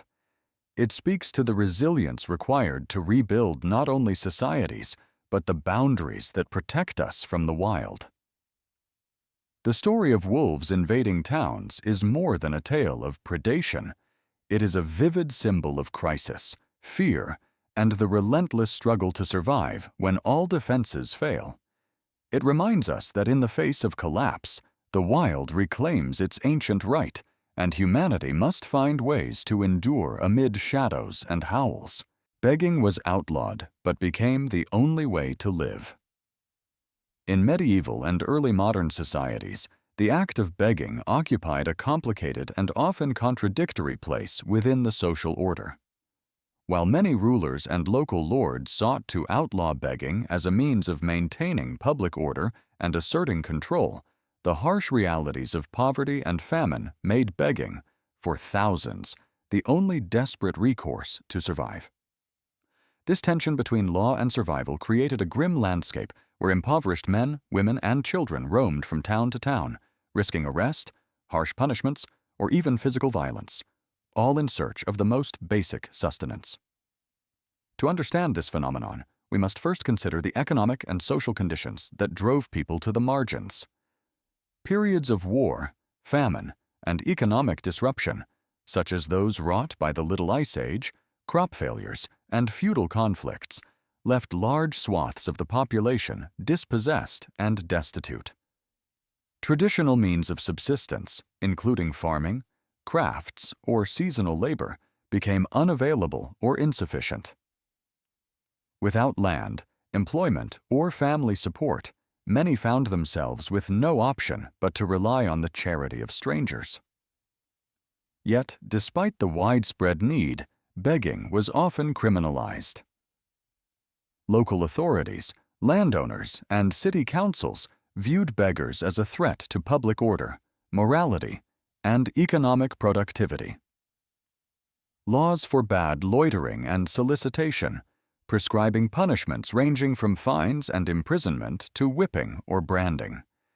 These measures were intended not only to discourage begging, but also to reinforce social hierarchies and stigmatize poverty as a moral failing. Historical legal codes and municipal records from across Europe document the implementation of such ordinances. Towns issued proclamations banning begging within city limits, patrolled streets to remove vagrants, and established poorhouses or workhouses aimed at controlling and regulating the poor. However, the capacity of these institutions to provide for all in need was often overwhelmed, especially during times of famine and crisis. Consequently, many beggars chose, or were forced, to ignore the laws, becoming itinerant wanderers moving between villages, towns, and markets in search of alms. Their existence was precarious. They faced hostility from authorities, suspicion from communities, and the constant risk of violence. Yet, for countless individuals, begging was not a choice, but a necessity, one that meant balancing the threat of punishment with the imperative to survive another day. This harsh reality is captured in contemporary accounts, court records, and literature that depict the plight of the wandering poor. Descriptions of sturdy beggars and cripples seeking charity, chased from place to place, reveal a society grappling with poverty amid rigid social structures. The image of the beggar became both a social problem and a symbol of human suffering. The criminalization of begging also reflects broader anxieties about social stability during periods of upheaval.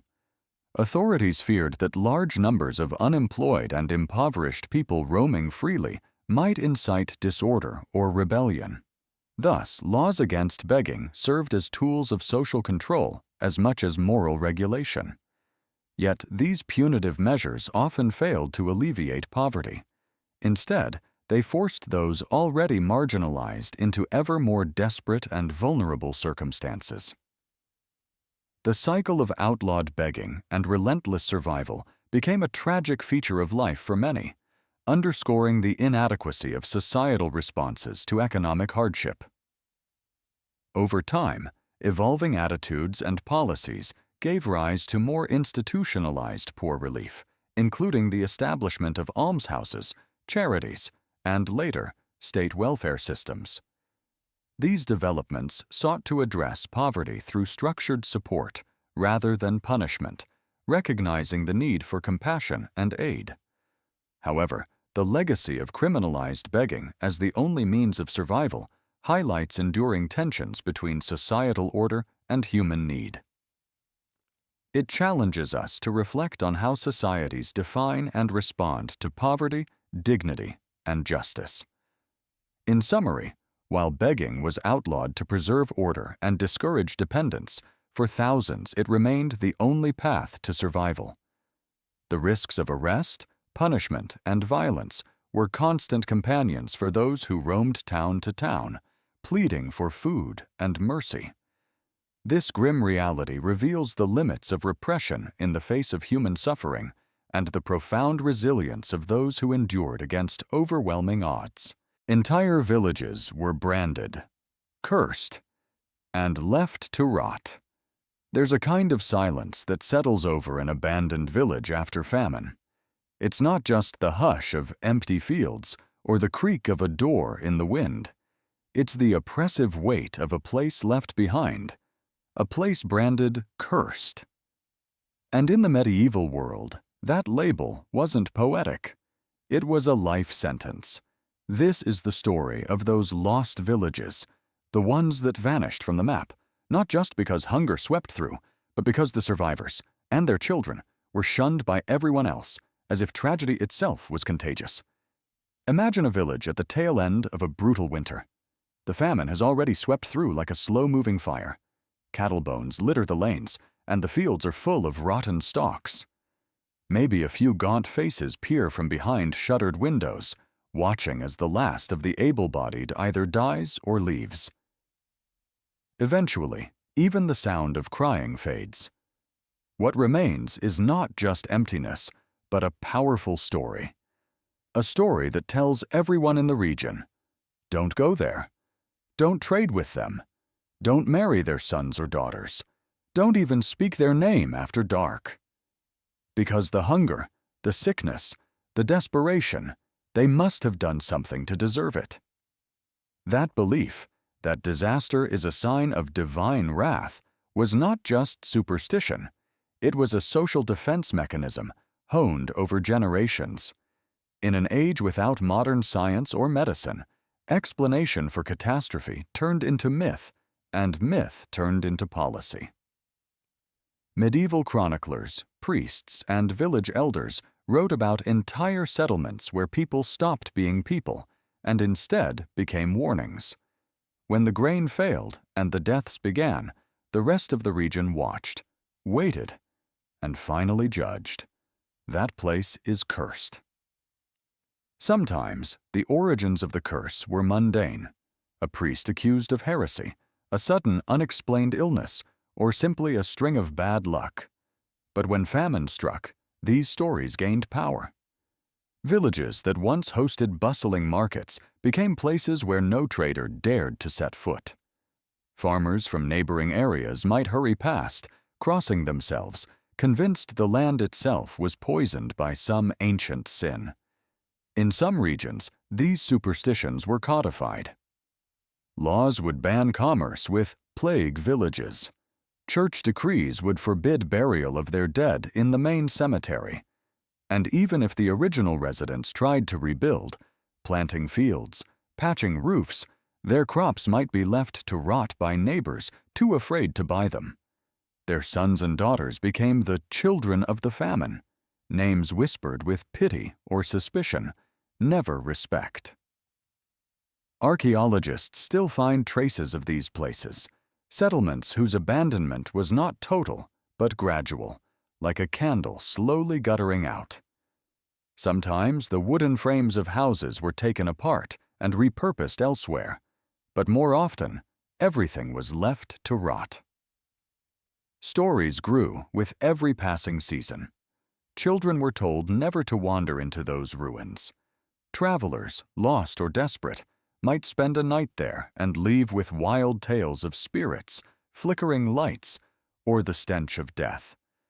Over centuries, the lines between truth and legend blurred. The cursed village became a ghost story and a very real mark of social death. But why did this happen, again and again, across continents and centuries?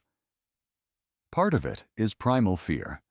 In a world where a bad harvest could kill you, and where sickness could spread with terrifying speed, people needed to explain the unexplainable. Cursed became a way to mark danger, whether it was real or imagined. If a village lost half its people in a year, the survivors were tainted by association. The few who tried to stay faced not only hunger, but economic and emotional isolation. No one would hire them. Their debts were rarely forgiven.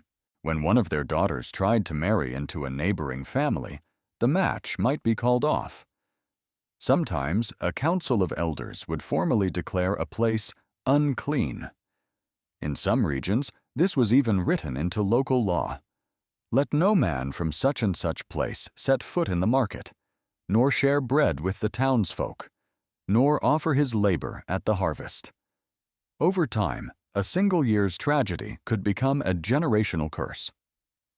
The consequences were catastrophic. Without trade, without fresh blood through marriage, without hope, these villages entered a downward spiral. The children grew up malnourished and isolated, marked as outsiders even if they traveled. In some places, families who tried to escape their village's reputation found that it followed them for decades. A single surname could carry the stigma of famine or plague long after the memory of the actual event faded. In a few rare cases, the only way out was to abandon everything, burn the homes, plow the fields under, and scatter to distant regions where no one knew their name. The psychological weight of being branded cursed cannot be overstated. Imagine surviving hunger, sickness, the deaths of your neighbors, only to find that survival itself makes you an outcast. Every attempt to rebuild is thwarted by invisible barriers. You watch as traders refuse your coin, neighbors cross the street to avoid you, and priests pray for your souls instead of with you. The silence becomes your companion, heavier than any tombstone. There are echoes of this phenomenon in records from Ireland, France, Germany, Russia, and even Japan. In 14th century Europe, villages ravaged by the Great Famine or Black Death sometimes lingered for years before vanishing. The land, believed to be poisoned, would go unsown. Old wells were left to dry up. Animals refused to graze there. And slowly, nature reclaimed what society had condemned. In Russia, some famine villages were believed to be haunted by the hungry dead, and even robbers gave them wide berth. In rural Japan, a similar fear surrounded kagari villages, places tainted by disease or disaster, shunned in life and in memory. This wasn't just about fear of disease or hunger. It was about a community's need for control in a world ruled by chaos. If the disaster could be blamed on sin, or a curse, or the actions of a few, then the rest of society felt safer. The curse became a warning, a lesson, a way to keep tragedy at arm's length. And so, generation after generation, these villages were left to rot, not just physically, but in the minds of everyone who remembered them. Yet, if you look closely, you'll find traces of resistance and resilience among the cursed. Some families clung to their ruined homes, defying the label imposed on them. Folk songs and oral histories sometimes celebrate the stubborn survivors, people who grew crops in fields everyone said were barren, who raised children no one would claim. But for most, the curse became a prison, and the silence of their abandoned villages speaks louder than any words left behind. To walk through one of these ruins today is to feel the echo of that ancient dread. The stones underfoot, the tangled hedgerows, the silent wells. They are all that remains of a story so powerful it erased not just names, but entire bloodlines. The lesson endures. In times of disaster, fear can last longer than famine. And sometimes, the greatest wound is not hunger, but the isolation that follows, the moment when an entire community is branded unworthy of rescue and simply left to fade into history, their only crime being in the wrong place at the wrong time. The next time you hear about a ghost village, a place marked on the old maps but nowhere to be found today, remember that behind every curse was a real disaster, a hunger that went unanswered, a silence that grew unbearable, a people who suffered twice, first from famine and then from the unending exile of the living. Their story is not just a warning, but a mirror, showing how quickly compassion can be replaced by fear, and how long it takes for a curse to finally fade. People died with stomachs full of grass and dirt. Imagine kneeling at the edge of a mass grave, centuries old, beneath a sky as gray and empty as the lives that ended here. The soil is heavy, dense, packed down by countless seasons of rain and sorrow. Archaeologists lower themselves into the pit, brushes in hand, expecting to find only bone and silence. But what they discover is far more disturbing. The final, desperate meals of a vanished people, etched not in legend, but in the twisted, contorted remains of their bodies and in the secrets hidden inside their rib cages. The stomachs of these skeletons are not empty. Instead, they are packed, sometimes to bursting, with undigested grass, straw, moss, fragments of wood, and even dirt and cloth. The story written here is not one of quick disaster or sudden violence, but of a slow agony that twisted both body and mind, until even the basic boundary between human and animal, between hope and madness, was erased. To understand how people could die with stomachs full of grass and dirt, you need to enter the darkest hours of European history, the era of the Great Famine, the relentless years between 1315 and 1317, when unending rains drowned crops, livestock perished, and every familiar source of nourishment turned to rot. For most, famine is just a word, a shadow from the past, distant and abstract. But here, in these graves, the truth is raw and immediate. These were not isolated incidents. Across England, Ireland, France, Scandinavia, and even Russia, forensic excavations keep revealing the same tragic evidence. Desperate, starving villagers swallowing anything that could fit between their teeth, anything to quiet the screaming void inside. The archaeological record is unmistakable. Silt packed between the teeth, stomachs filled with meadow grass, even tiny stones and fistfuls of dirt. What makes this all the more chilling is the systematic nature of it. Mothers, fathers, children, entire families, reduced to scraping the land with bare hands and eating whatever they found, not because they believed it would nourish them, but because starvation transforms logic into a fever dream. Hunger gnaws away, not just at your flesh, but at the mind itself. It replaces hope with obsession. You do not eat to live. You eat because the pain of hunger is so great, so monstrous, that anything is better than nothing, even if it means swallowing the earth itself. Picture the daily ritual of these people. The village fields, normally bursting with green, now a muddy wasteland, every root and edible weed long since ripped out. Desperate men and women crawling along ditches, plucking tufts of grass, stripping bark from trees, scraping lichen from stones. They boil it, pound it, chew it raw. Some grind bones to powder for soup. Others shred old leather shoes or rags, boiling them for any trace of fat or glue. When this is gone, when even the rats are hunted to extinction, they turn to the earth itself.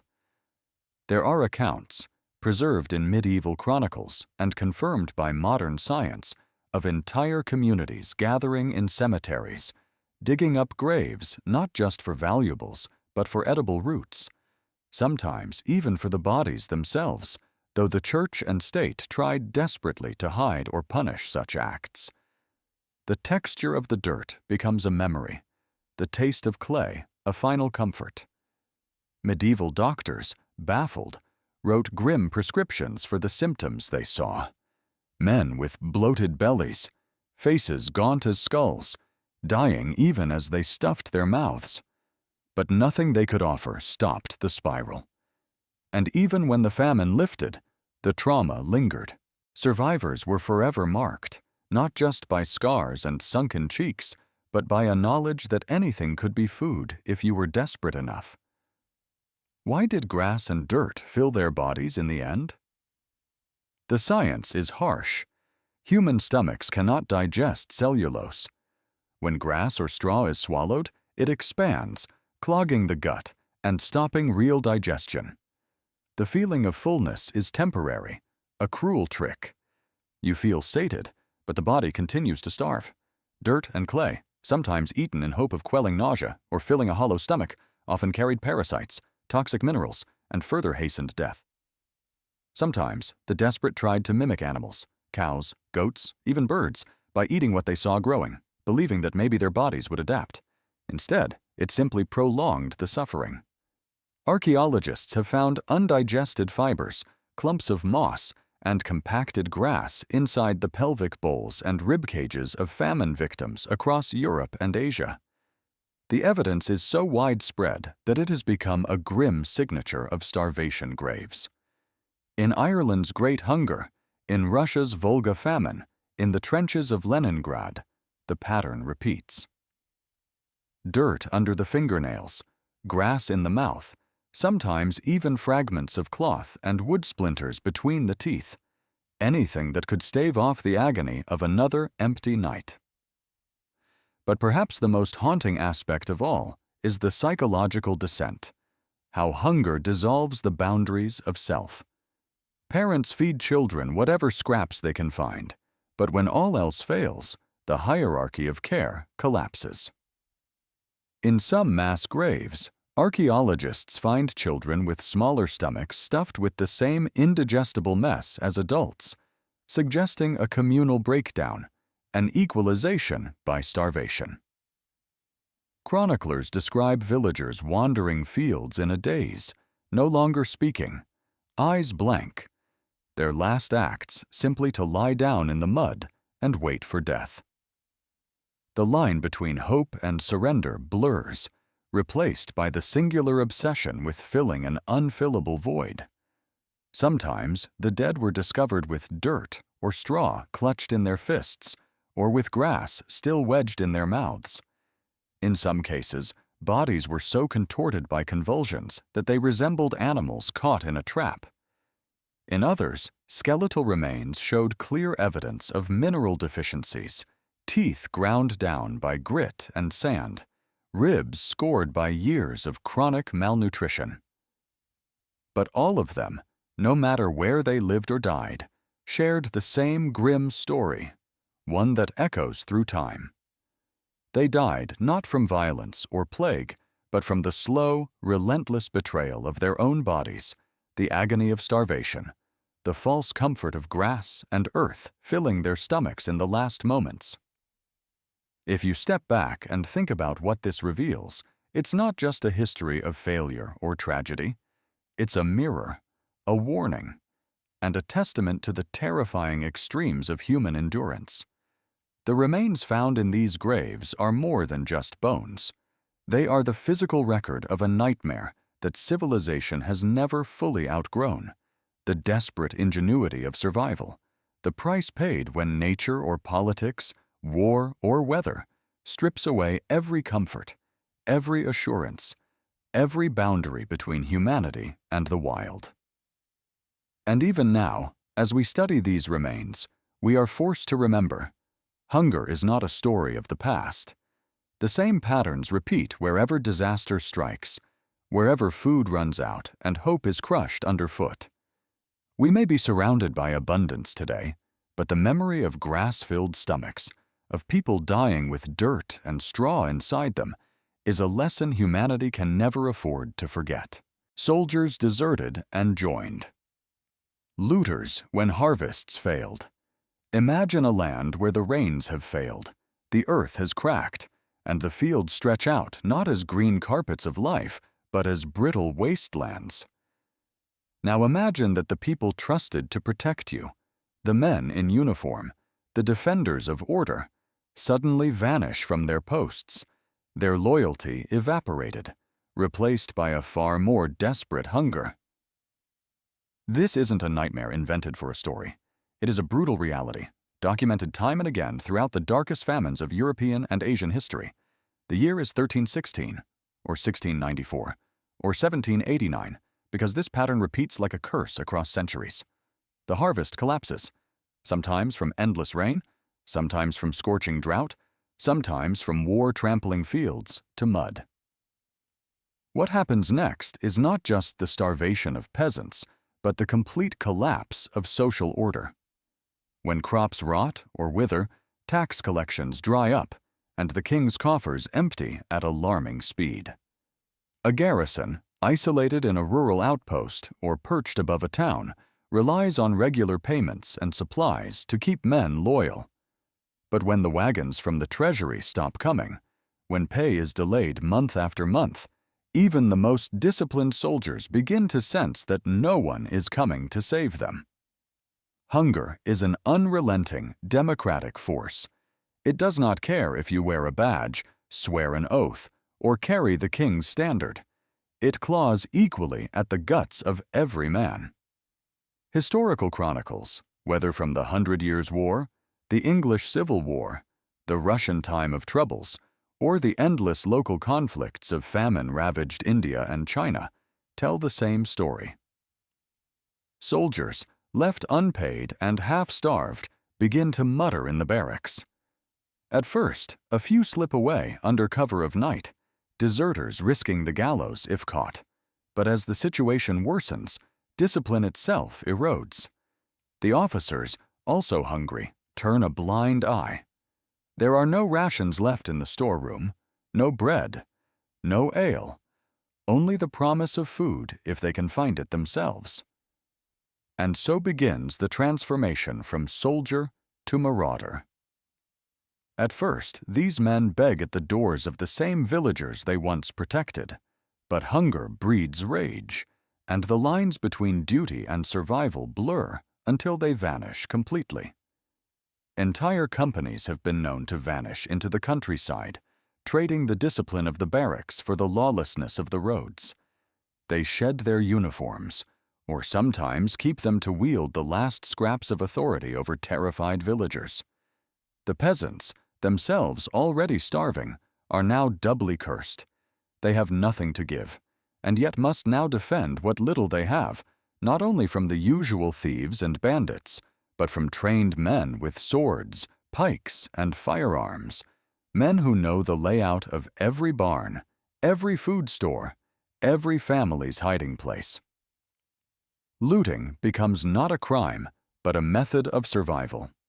In the records of the Great Famine of 1315–1317, entire villages in France and England wrote D. When that trust snapped, chaos moved in. Sometimes, entire regions were abandoned by their noble landlords, who retreated to cities, leaving peasants to defend themselves against wave after wave of marauders, both foreign and homegrown. The law books are filled with desperate proclamations. Any soldier found looting will be hanged. Any man who deserts his post is an outlaw. But when hunger gnaws at a man's insides for weeks on end, the law means nothing. Starvation warps morality until it snaps. Men who once defended churches now rip the lead from their roofs to sell for food. Officers who once drilled formations now plan ambushes in the woods. For the ordinary villager, this became a nightmare without end. Families would try to hide their stores, digging holes in barns, hiding bread under loose floorboards, or baking famine bread from sawdust and roots to disguise their wealth. Sometimes, villagers pooled resources to bribe the most dangerous bands of ex-soldiers, hoping that tribute would spare their homes. But more often, violence came anyway. Livestock vanished in the night, and any resistance was met with swift, brutal force. Churches became sanctuaries, then targets. Monasteries, already stretched to breaking, could offer little but prayers. The stories that survive from these eras are laced with dread. Chroniclers in medieval France describe peasants burying themselves alive in haystacks to avoid raiders. English letters from the 1640s speak of mothers weeping as their sons are taken for ransom or for the sword. Russian folktales tell of wolf soldiers who came in winter, burned the villages, and disappeared into the forests. For generations, these scars shaped the collective memory of entire regions. Even after order was restored, the trust between common people and their supposed protectors never fully healed. Villages rebuilt, but every harvest was haunted by the memory that those meant to defend them could, in the blink of an eye, become their worst predators. This is why the Great Famines were more than just episodes of hunger. They were moments when the fabric of society dissolved, when desperation erased the boundaries between law and lawlessness, when every man's loyalty could be weighed against an empty stomach. The soldier who deserts and joins the looters is not merely a traitor, he is a symptom of a deeper rot, one that reveals just how thin the veneer of order really is. For the survivor, every passing soldier becomes a question mark.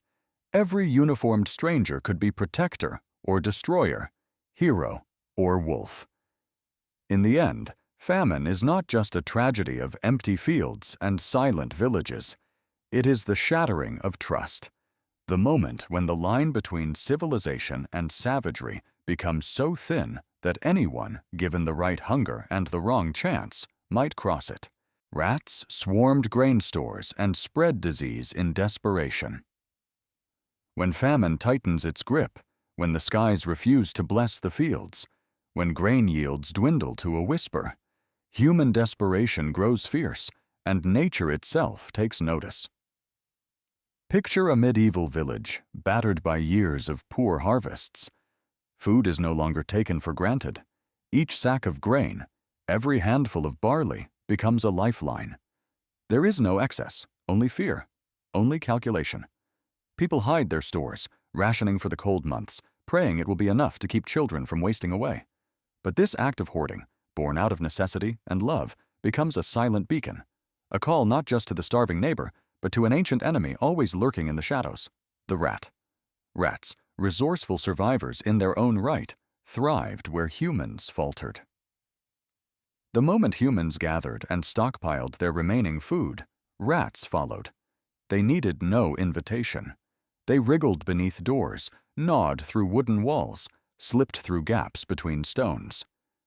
At first, maybe just a scattering, a pair of glistening eyes beneath the floorboards, a faint scratching at night.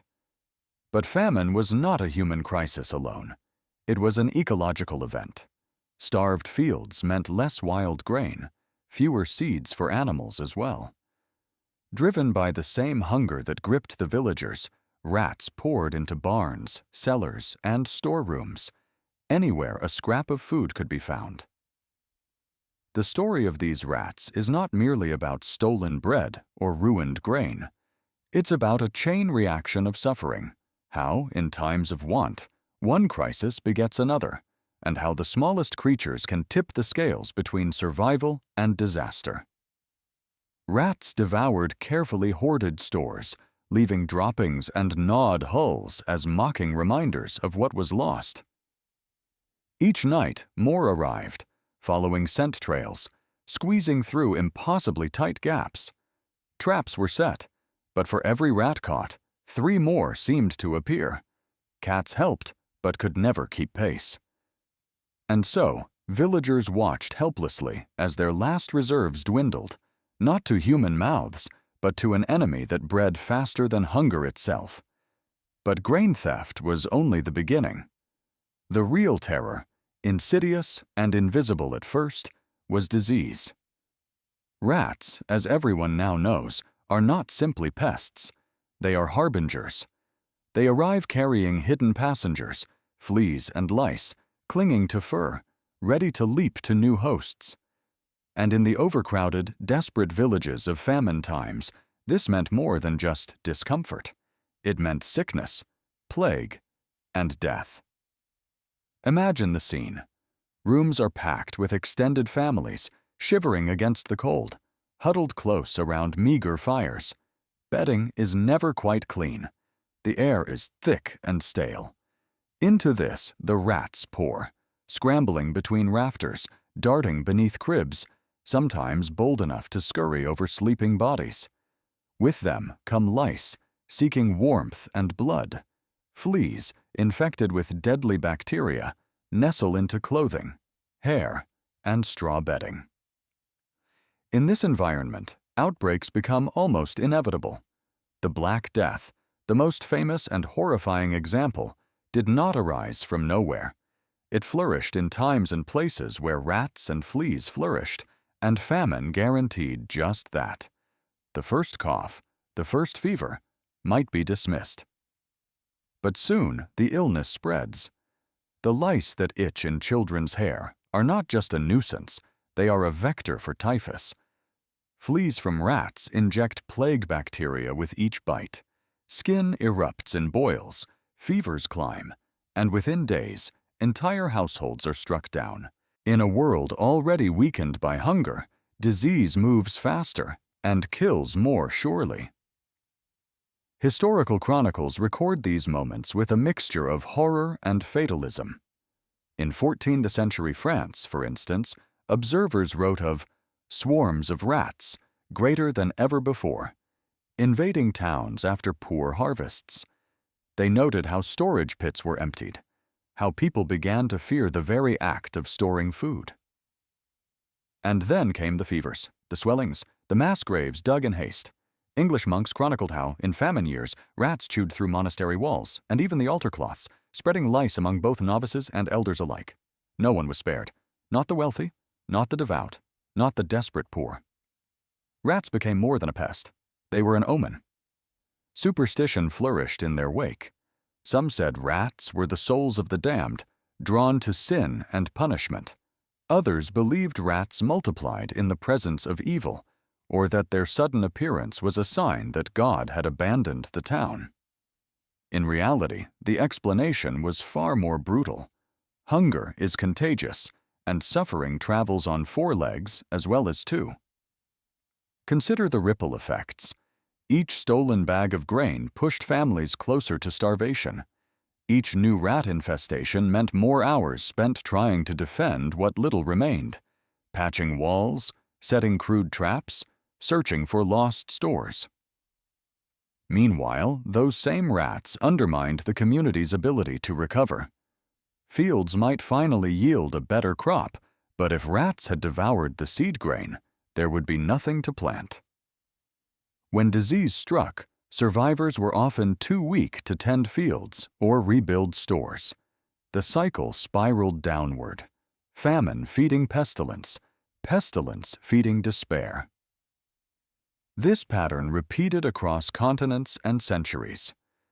During the Great Famine of 1315-1317, chroniclers in the Low Countries described rats as a plague sent by the devil, overrunning granaries, spreading death not just through hunger, but through a sickness of the blood. In 17th century Russia, when the Volga region's crops failed, entire villages were abandoned, not only because people starved, but because the rats had made life unlivable, as one priest recorded.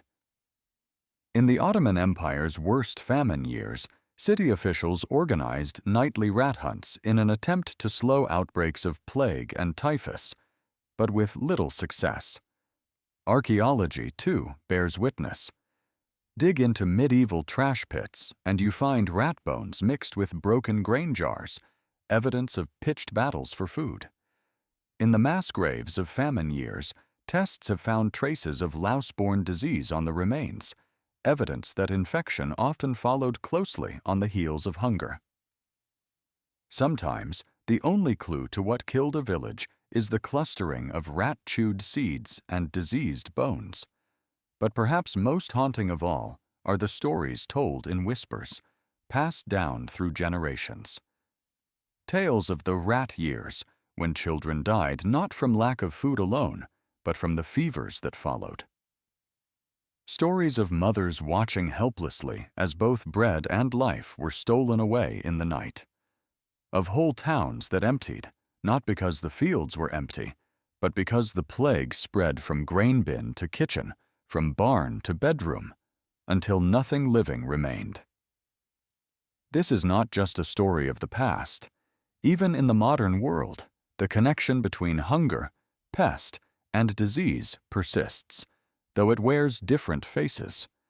Whenever disaster strikes, war, flood, economic collapse, the old chain reaction reemerges. Rats follow wherever food grows scarce and sanitation fails. Disease, ever patient, waits its turn. So the next time you see a simple field of grain, imagine not only the hands that sow and reap it, but the invisible forces that gather in its shadow.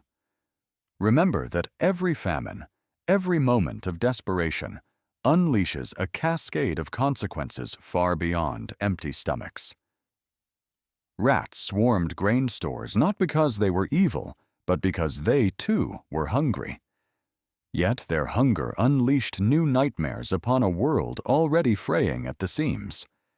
This is the lesson buried in the ruins of abandoned barns and the silent records of vanished villages. History is shaped not only by kings and armies, but by the desperate dance of predator and prey, of hoarder and thief, of life and death at the smallest scale. And when the balance is lost, when survival itself becomes a battleground, the world can be undone not only by the things we fear, but by the things we never think to notice, until it's far too late. Starving mothers. Smothered infants to save older children.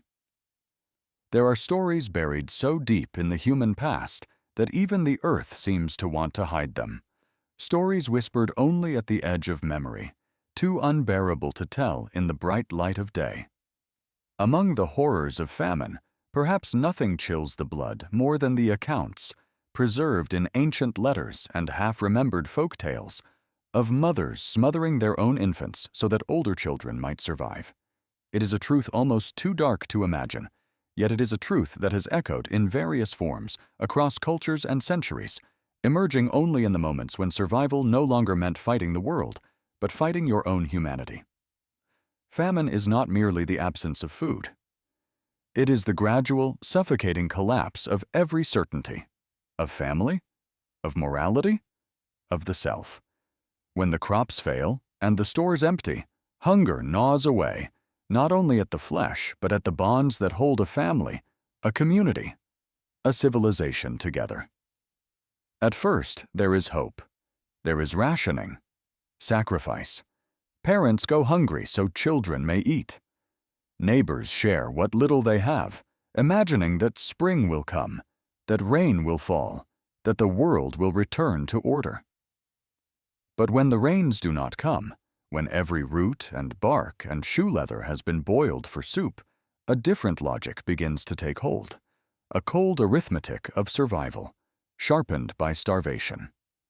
The youngest, most fragile members of the family become both the most beloved and the most vulnerable.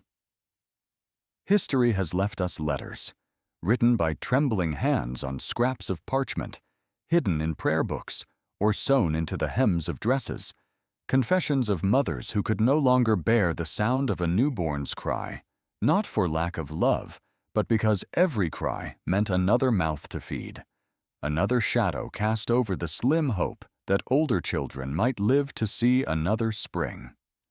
In 17th century Ireland, amid the famines that followed the collapse of the potato crop, folklore speaks of the silencing night, a night when mothers would cradle their infants close, whispering lullabies as the rest of the family slept, and make the impossible choice.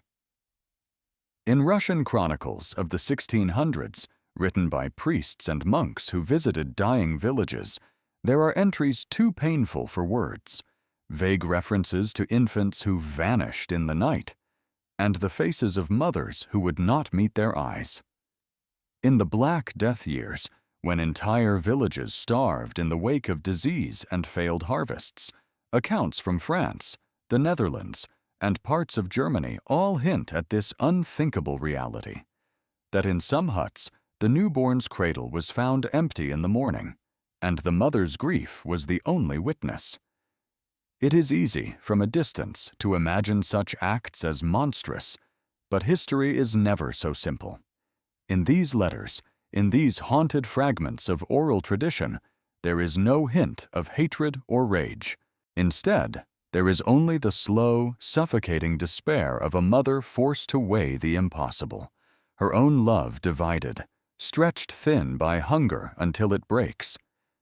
The act itself, as terrible as it is, becomes a twisted form of sacrifice, a mother destroying the piece of herself that is most innocent, so that those who can remember, who can run, who can beg for food or work the fields if spring ever comes, might have a chance. There are even stories of mothers trying to take their own lives alongside their infants, unable to bear what survival demanded of them. Folklore and song remember these mothers not as villains, but as broken saints, women who carried the weight of an entire family's hope on their shoulders and who paid the highest price for that burden. In the coldest corners of Europe, lullabies became warnings. Sleep, child, sleep. Do not cry, or the night will take you.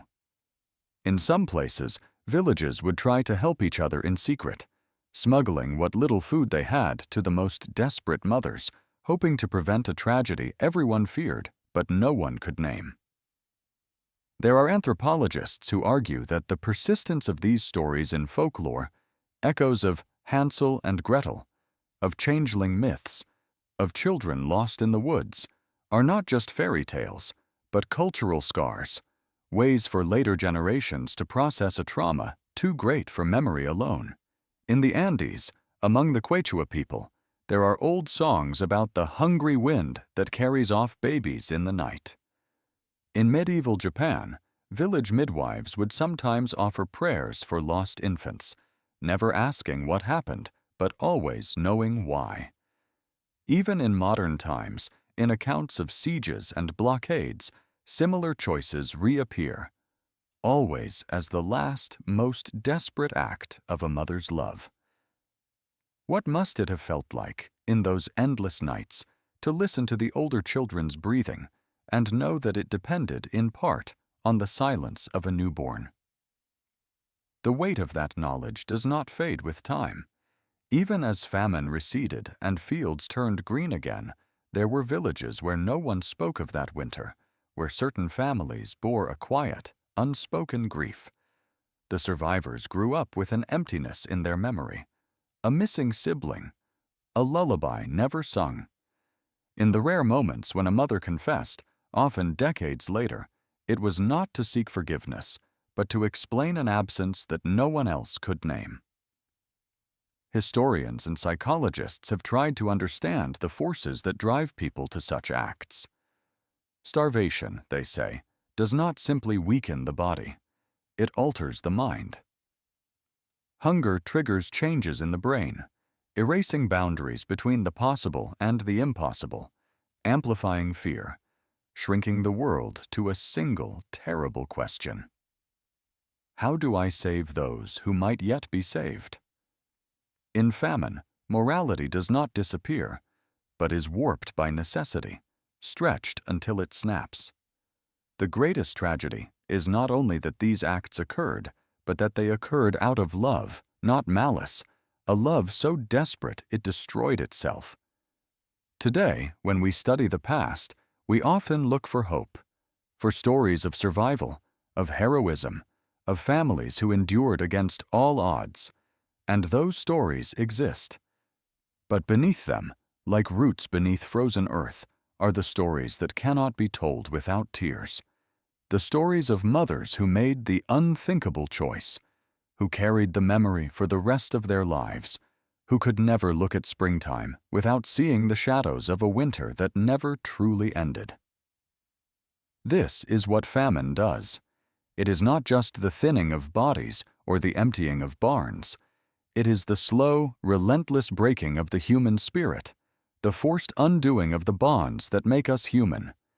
In every letter, in every fragment of song or tale that survives from those centuries, there is the echo of that choice, the knowledge that sometimes the greatest acts of love are the ones that leave the deepest scars. In the end, these stories are not meant to judge, but to remember. To remind us that every era of comfort and plenty is built on the bones of those who suffered, those who survived, and those who were lost to the silence of hunger. When we look back, we do so not to point fingers, but to honor the unimaginable courage it took to choose it all.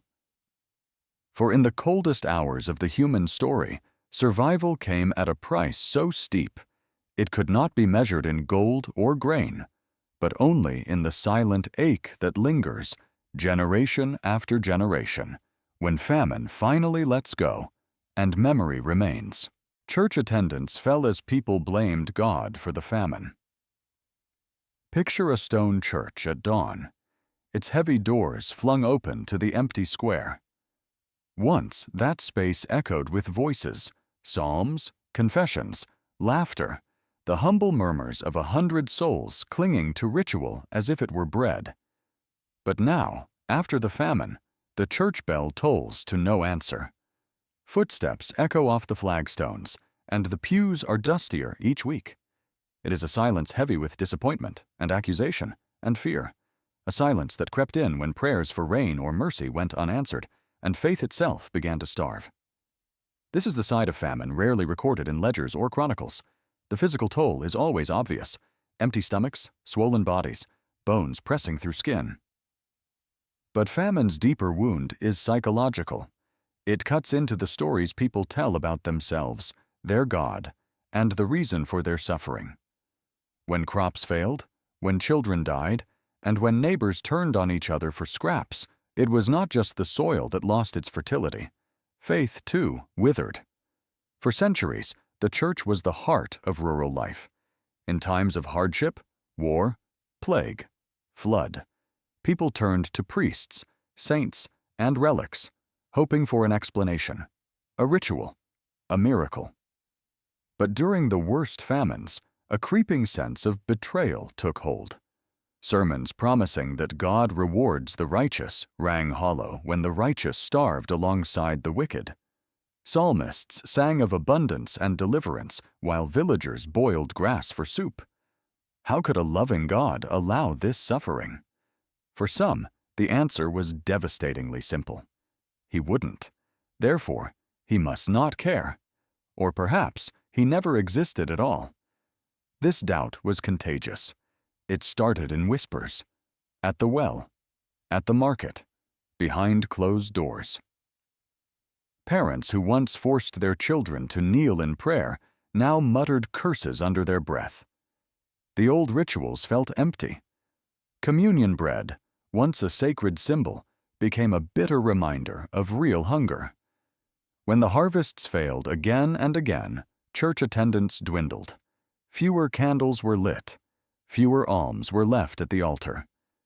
Priests, themselves gaunt from hunger, watched as their flocks drifted away, some never to return. In some places, this disillusionment erupted into outright hostility. Church windows were smashed by stones. Priests were heckled or even attacked in the street. In rare cases, whole communities would turn their backs on the parish, refusing to pay tithes or obey the church's authority. Records from the Great Famine of 1315, 1317 in Europe, or the Irish potato famine centuries later, reveal letters from desperate clergy begging their bishops for help, not just for food, but for faith. They described villages where the Sunday Mass echoed in empty halls, where funerals went unblessed, where children grew up without the stories and rhythms that once defined their world. But absence of faith did not mean absence of belief. In the vacuum left by disappointment, new answers rushed in. Heretical cults, traveling preachers, prophets of doom and hope alike, they found fertile ground in famine's wake. Some promised secret prayers or rituals that could end the hunger. Others claimed divine visions, offering a new path, a new revelation. These cults could be small, a single family following a charismatic neighbor, or they could spiral into mass movements. In France, the flagellant processions saw thousands marching from village to village, whipping themselves bloody in public penance, desperate to draw God's gaze back to earth. Other cults veered into the apocalyptic. If God would not intervene, Perhaps it was because the end was near, and only the elect would survive.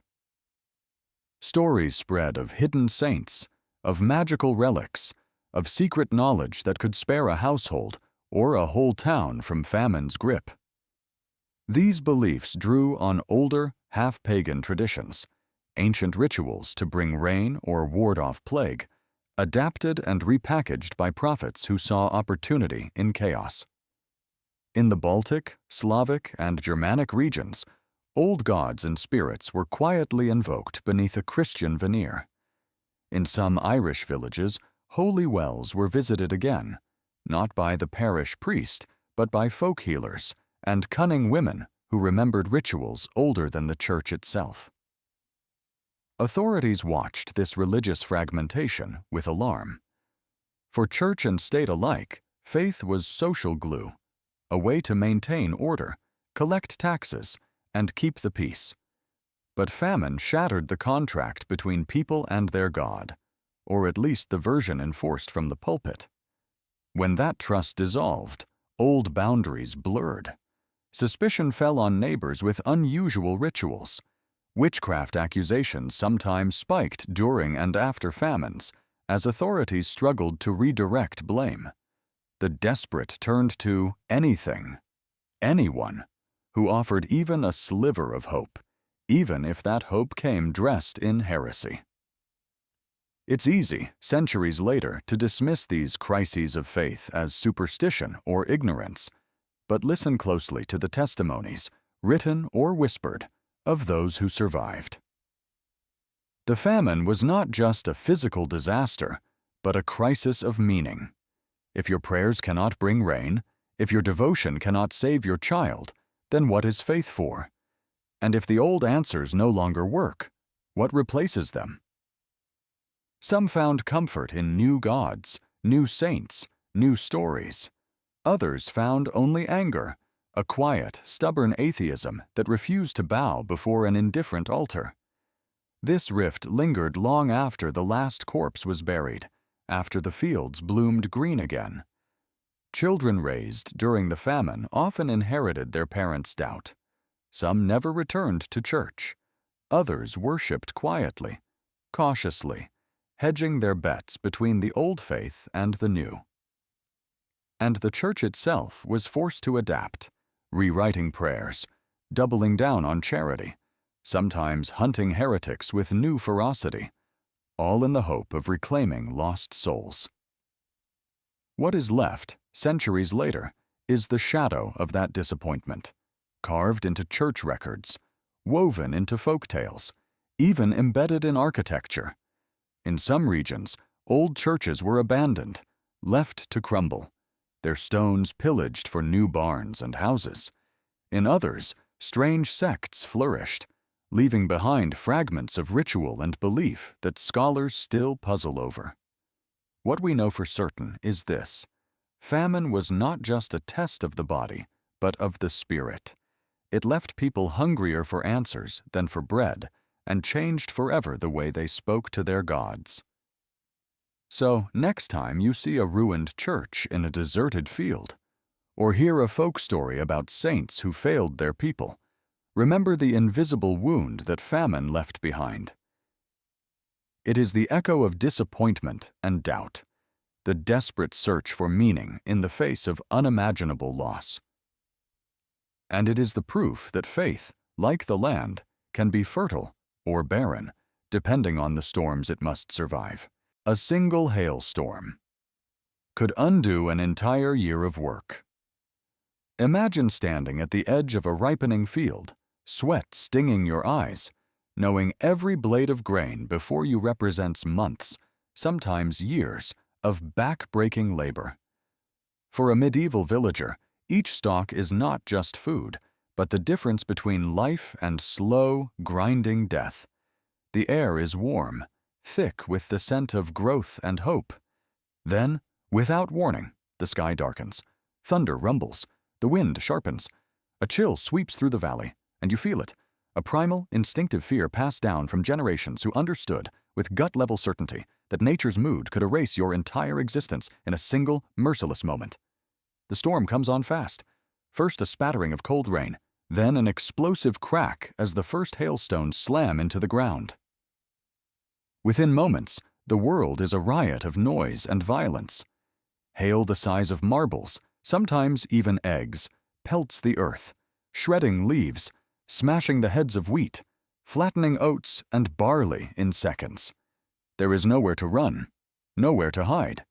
The cottage roofs shudder under the assault. Children wail as windows crack. Livestock scatter, panicked, sometimes killed outright by the ice. What just an hour before was a sea of green and gold is now a muddy battlefield, covered in shattered stalks, bruised fruit, battered hopes. This is not some isolated misfortune. It is a recurring nightmare woven deep into the history of rural Europe, and nowhere was its cruelty more evident than in Hungary in 1251. Chroniclers that year described a storm so ferocious that it destroyed 5 entire counties' worth of grain, wheat, rye, barley, just weeks before the harvest. Villages that had survived plague, raids, and drought fell to ruin overnight, not from war or fire, but from the pitiless rain of ice hurled by the sky itself. In the aftermath, fields once heavy with promise were reduced to slime. Peasants knelt in the mud, sifting through the ruins, some weeping openly, others stunned into a hollow silence. There was nothing to salvage. The year's work, the sweat and hunger and hope poured into every seed, was undone in less than an hour. What made hail so uniquely destructive wasn't just the violence of the stones, but the timing.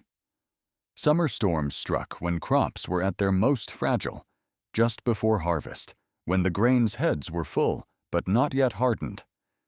A single barrage could rip them apart, scattering seeds and splitting stalks so thoroughly that even gleaning, the desperate act of combing ruined fields for scraps, was futile. Livestock lost their fodder, bees lost their flowers, and entire food chains crumbled. Medieval records are filled with reports of famines that began not with months of drought, but with a single, savage hailstorm. But for those living through it, the science didn't matter. All that remained was the gut-wrenching arithmetic of survival. With the crop destroyed, rents and taxes still came due. Lords and church officials were rarely merciful. Their own coffers depended on peasant labor. Many villagers faced a terrible choice: abandon their homes to seek work elsewhere, beg for food in distant towns, or pawn their few possessions for scraps of grain. Some fell into debt bondage, selling themselves or their children for a chance at survival. Starvation, once a distant threat, became an immediate reality. Disease followed, as malnutrition and stress weakened bodies and spirits. In the villages that survived, memory itself became a kind of scar tissue. Superstitions blossomed around hail. Prayers and processions were organized, bells were rung to break the clouds, and some communities even turned to folk magic, hanging pieces of iron in their fields or hiring weather witches to protect the crops. But the truth was simple and cruel. There was no protection. Every summer brought a new roll of the dice. Farmers watched the skies as much as the soil, knowing that everything could be lost in a matter of minutes. Yet even in the face of such randomness and devastation, life went on. The survivors rebuilt, replanted, and tried again. Children born in the year of the storm grew up hearing the stories, how a single afternoon had undone the work of an entire year, how a sky full of stones had changed the course of families and villages forever. These stories were warnings, but also lessons in resilience, reminders that human endurance is measured not by how often we escape disaster, but by how we rise after losing everything. The mass graves, the abandoned villages, the silent, empty churches dotting the countryside of medieval Hungary and beyond, they are all echoes of these storms, reminders of the razor-thin line between plenty and famine, between hope and despair. The next time you see a summer sky darken, think of those villagers, watching helplessly as everything they loved and labored for was shattered by the cold indifference of nature. Their story is not just a chapter in history, it is a mirror, reflecting how fragile our lives can be, how quickly everything we build can be swept away, and how, even then, the human spirit endures, hungry for another chance, another season, another fragile hope.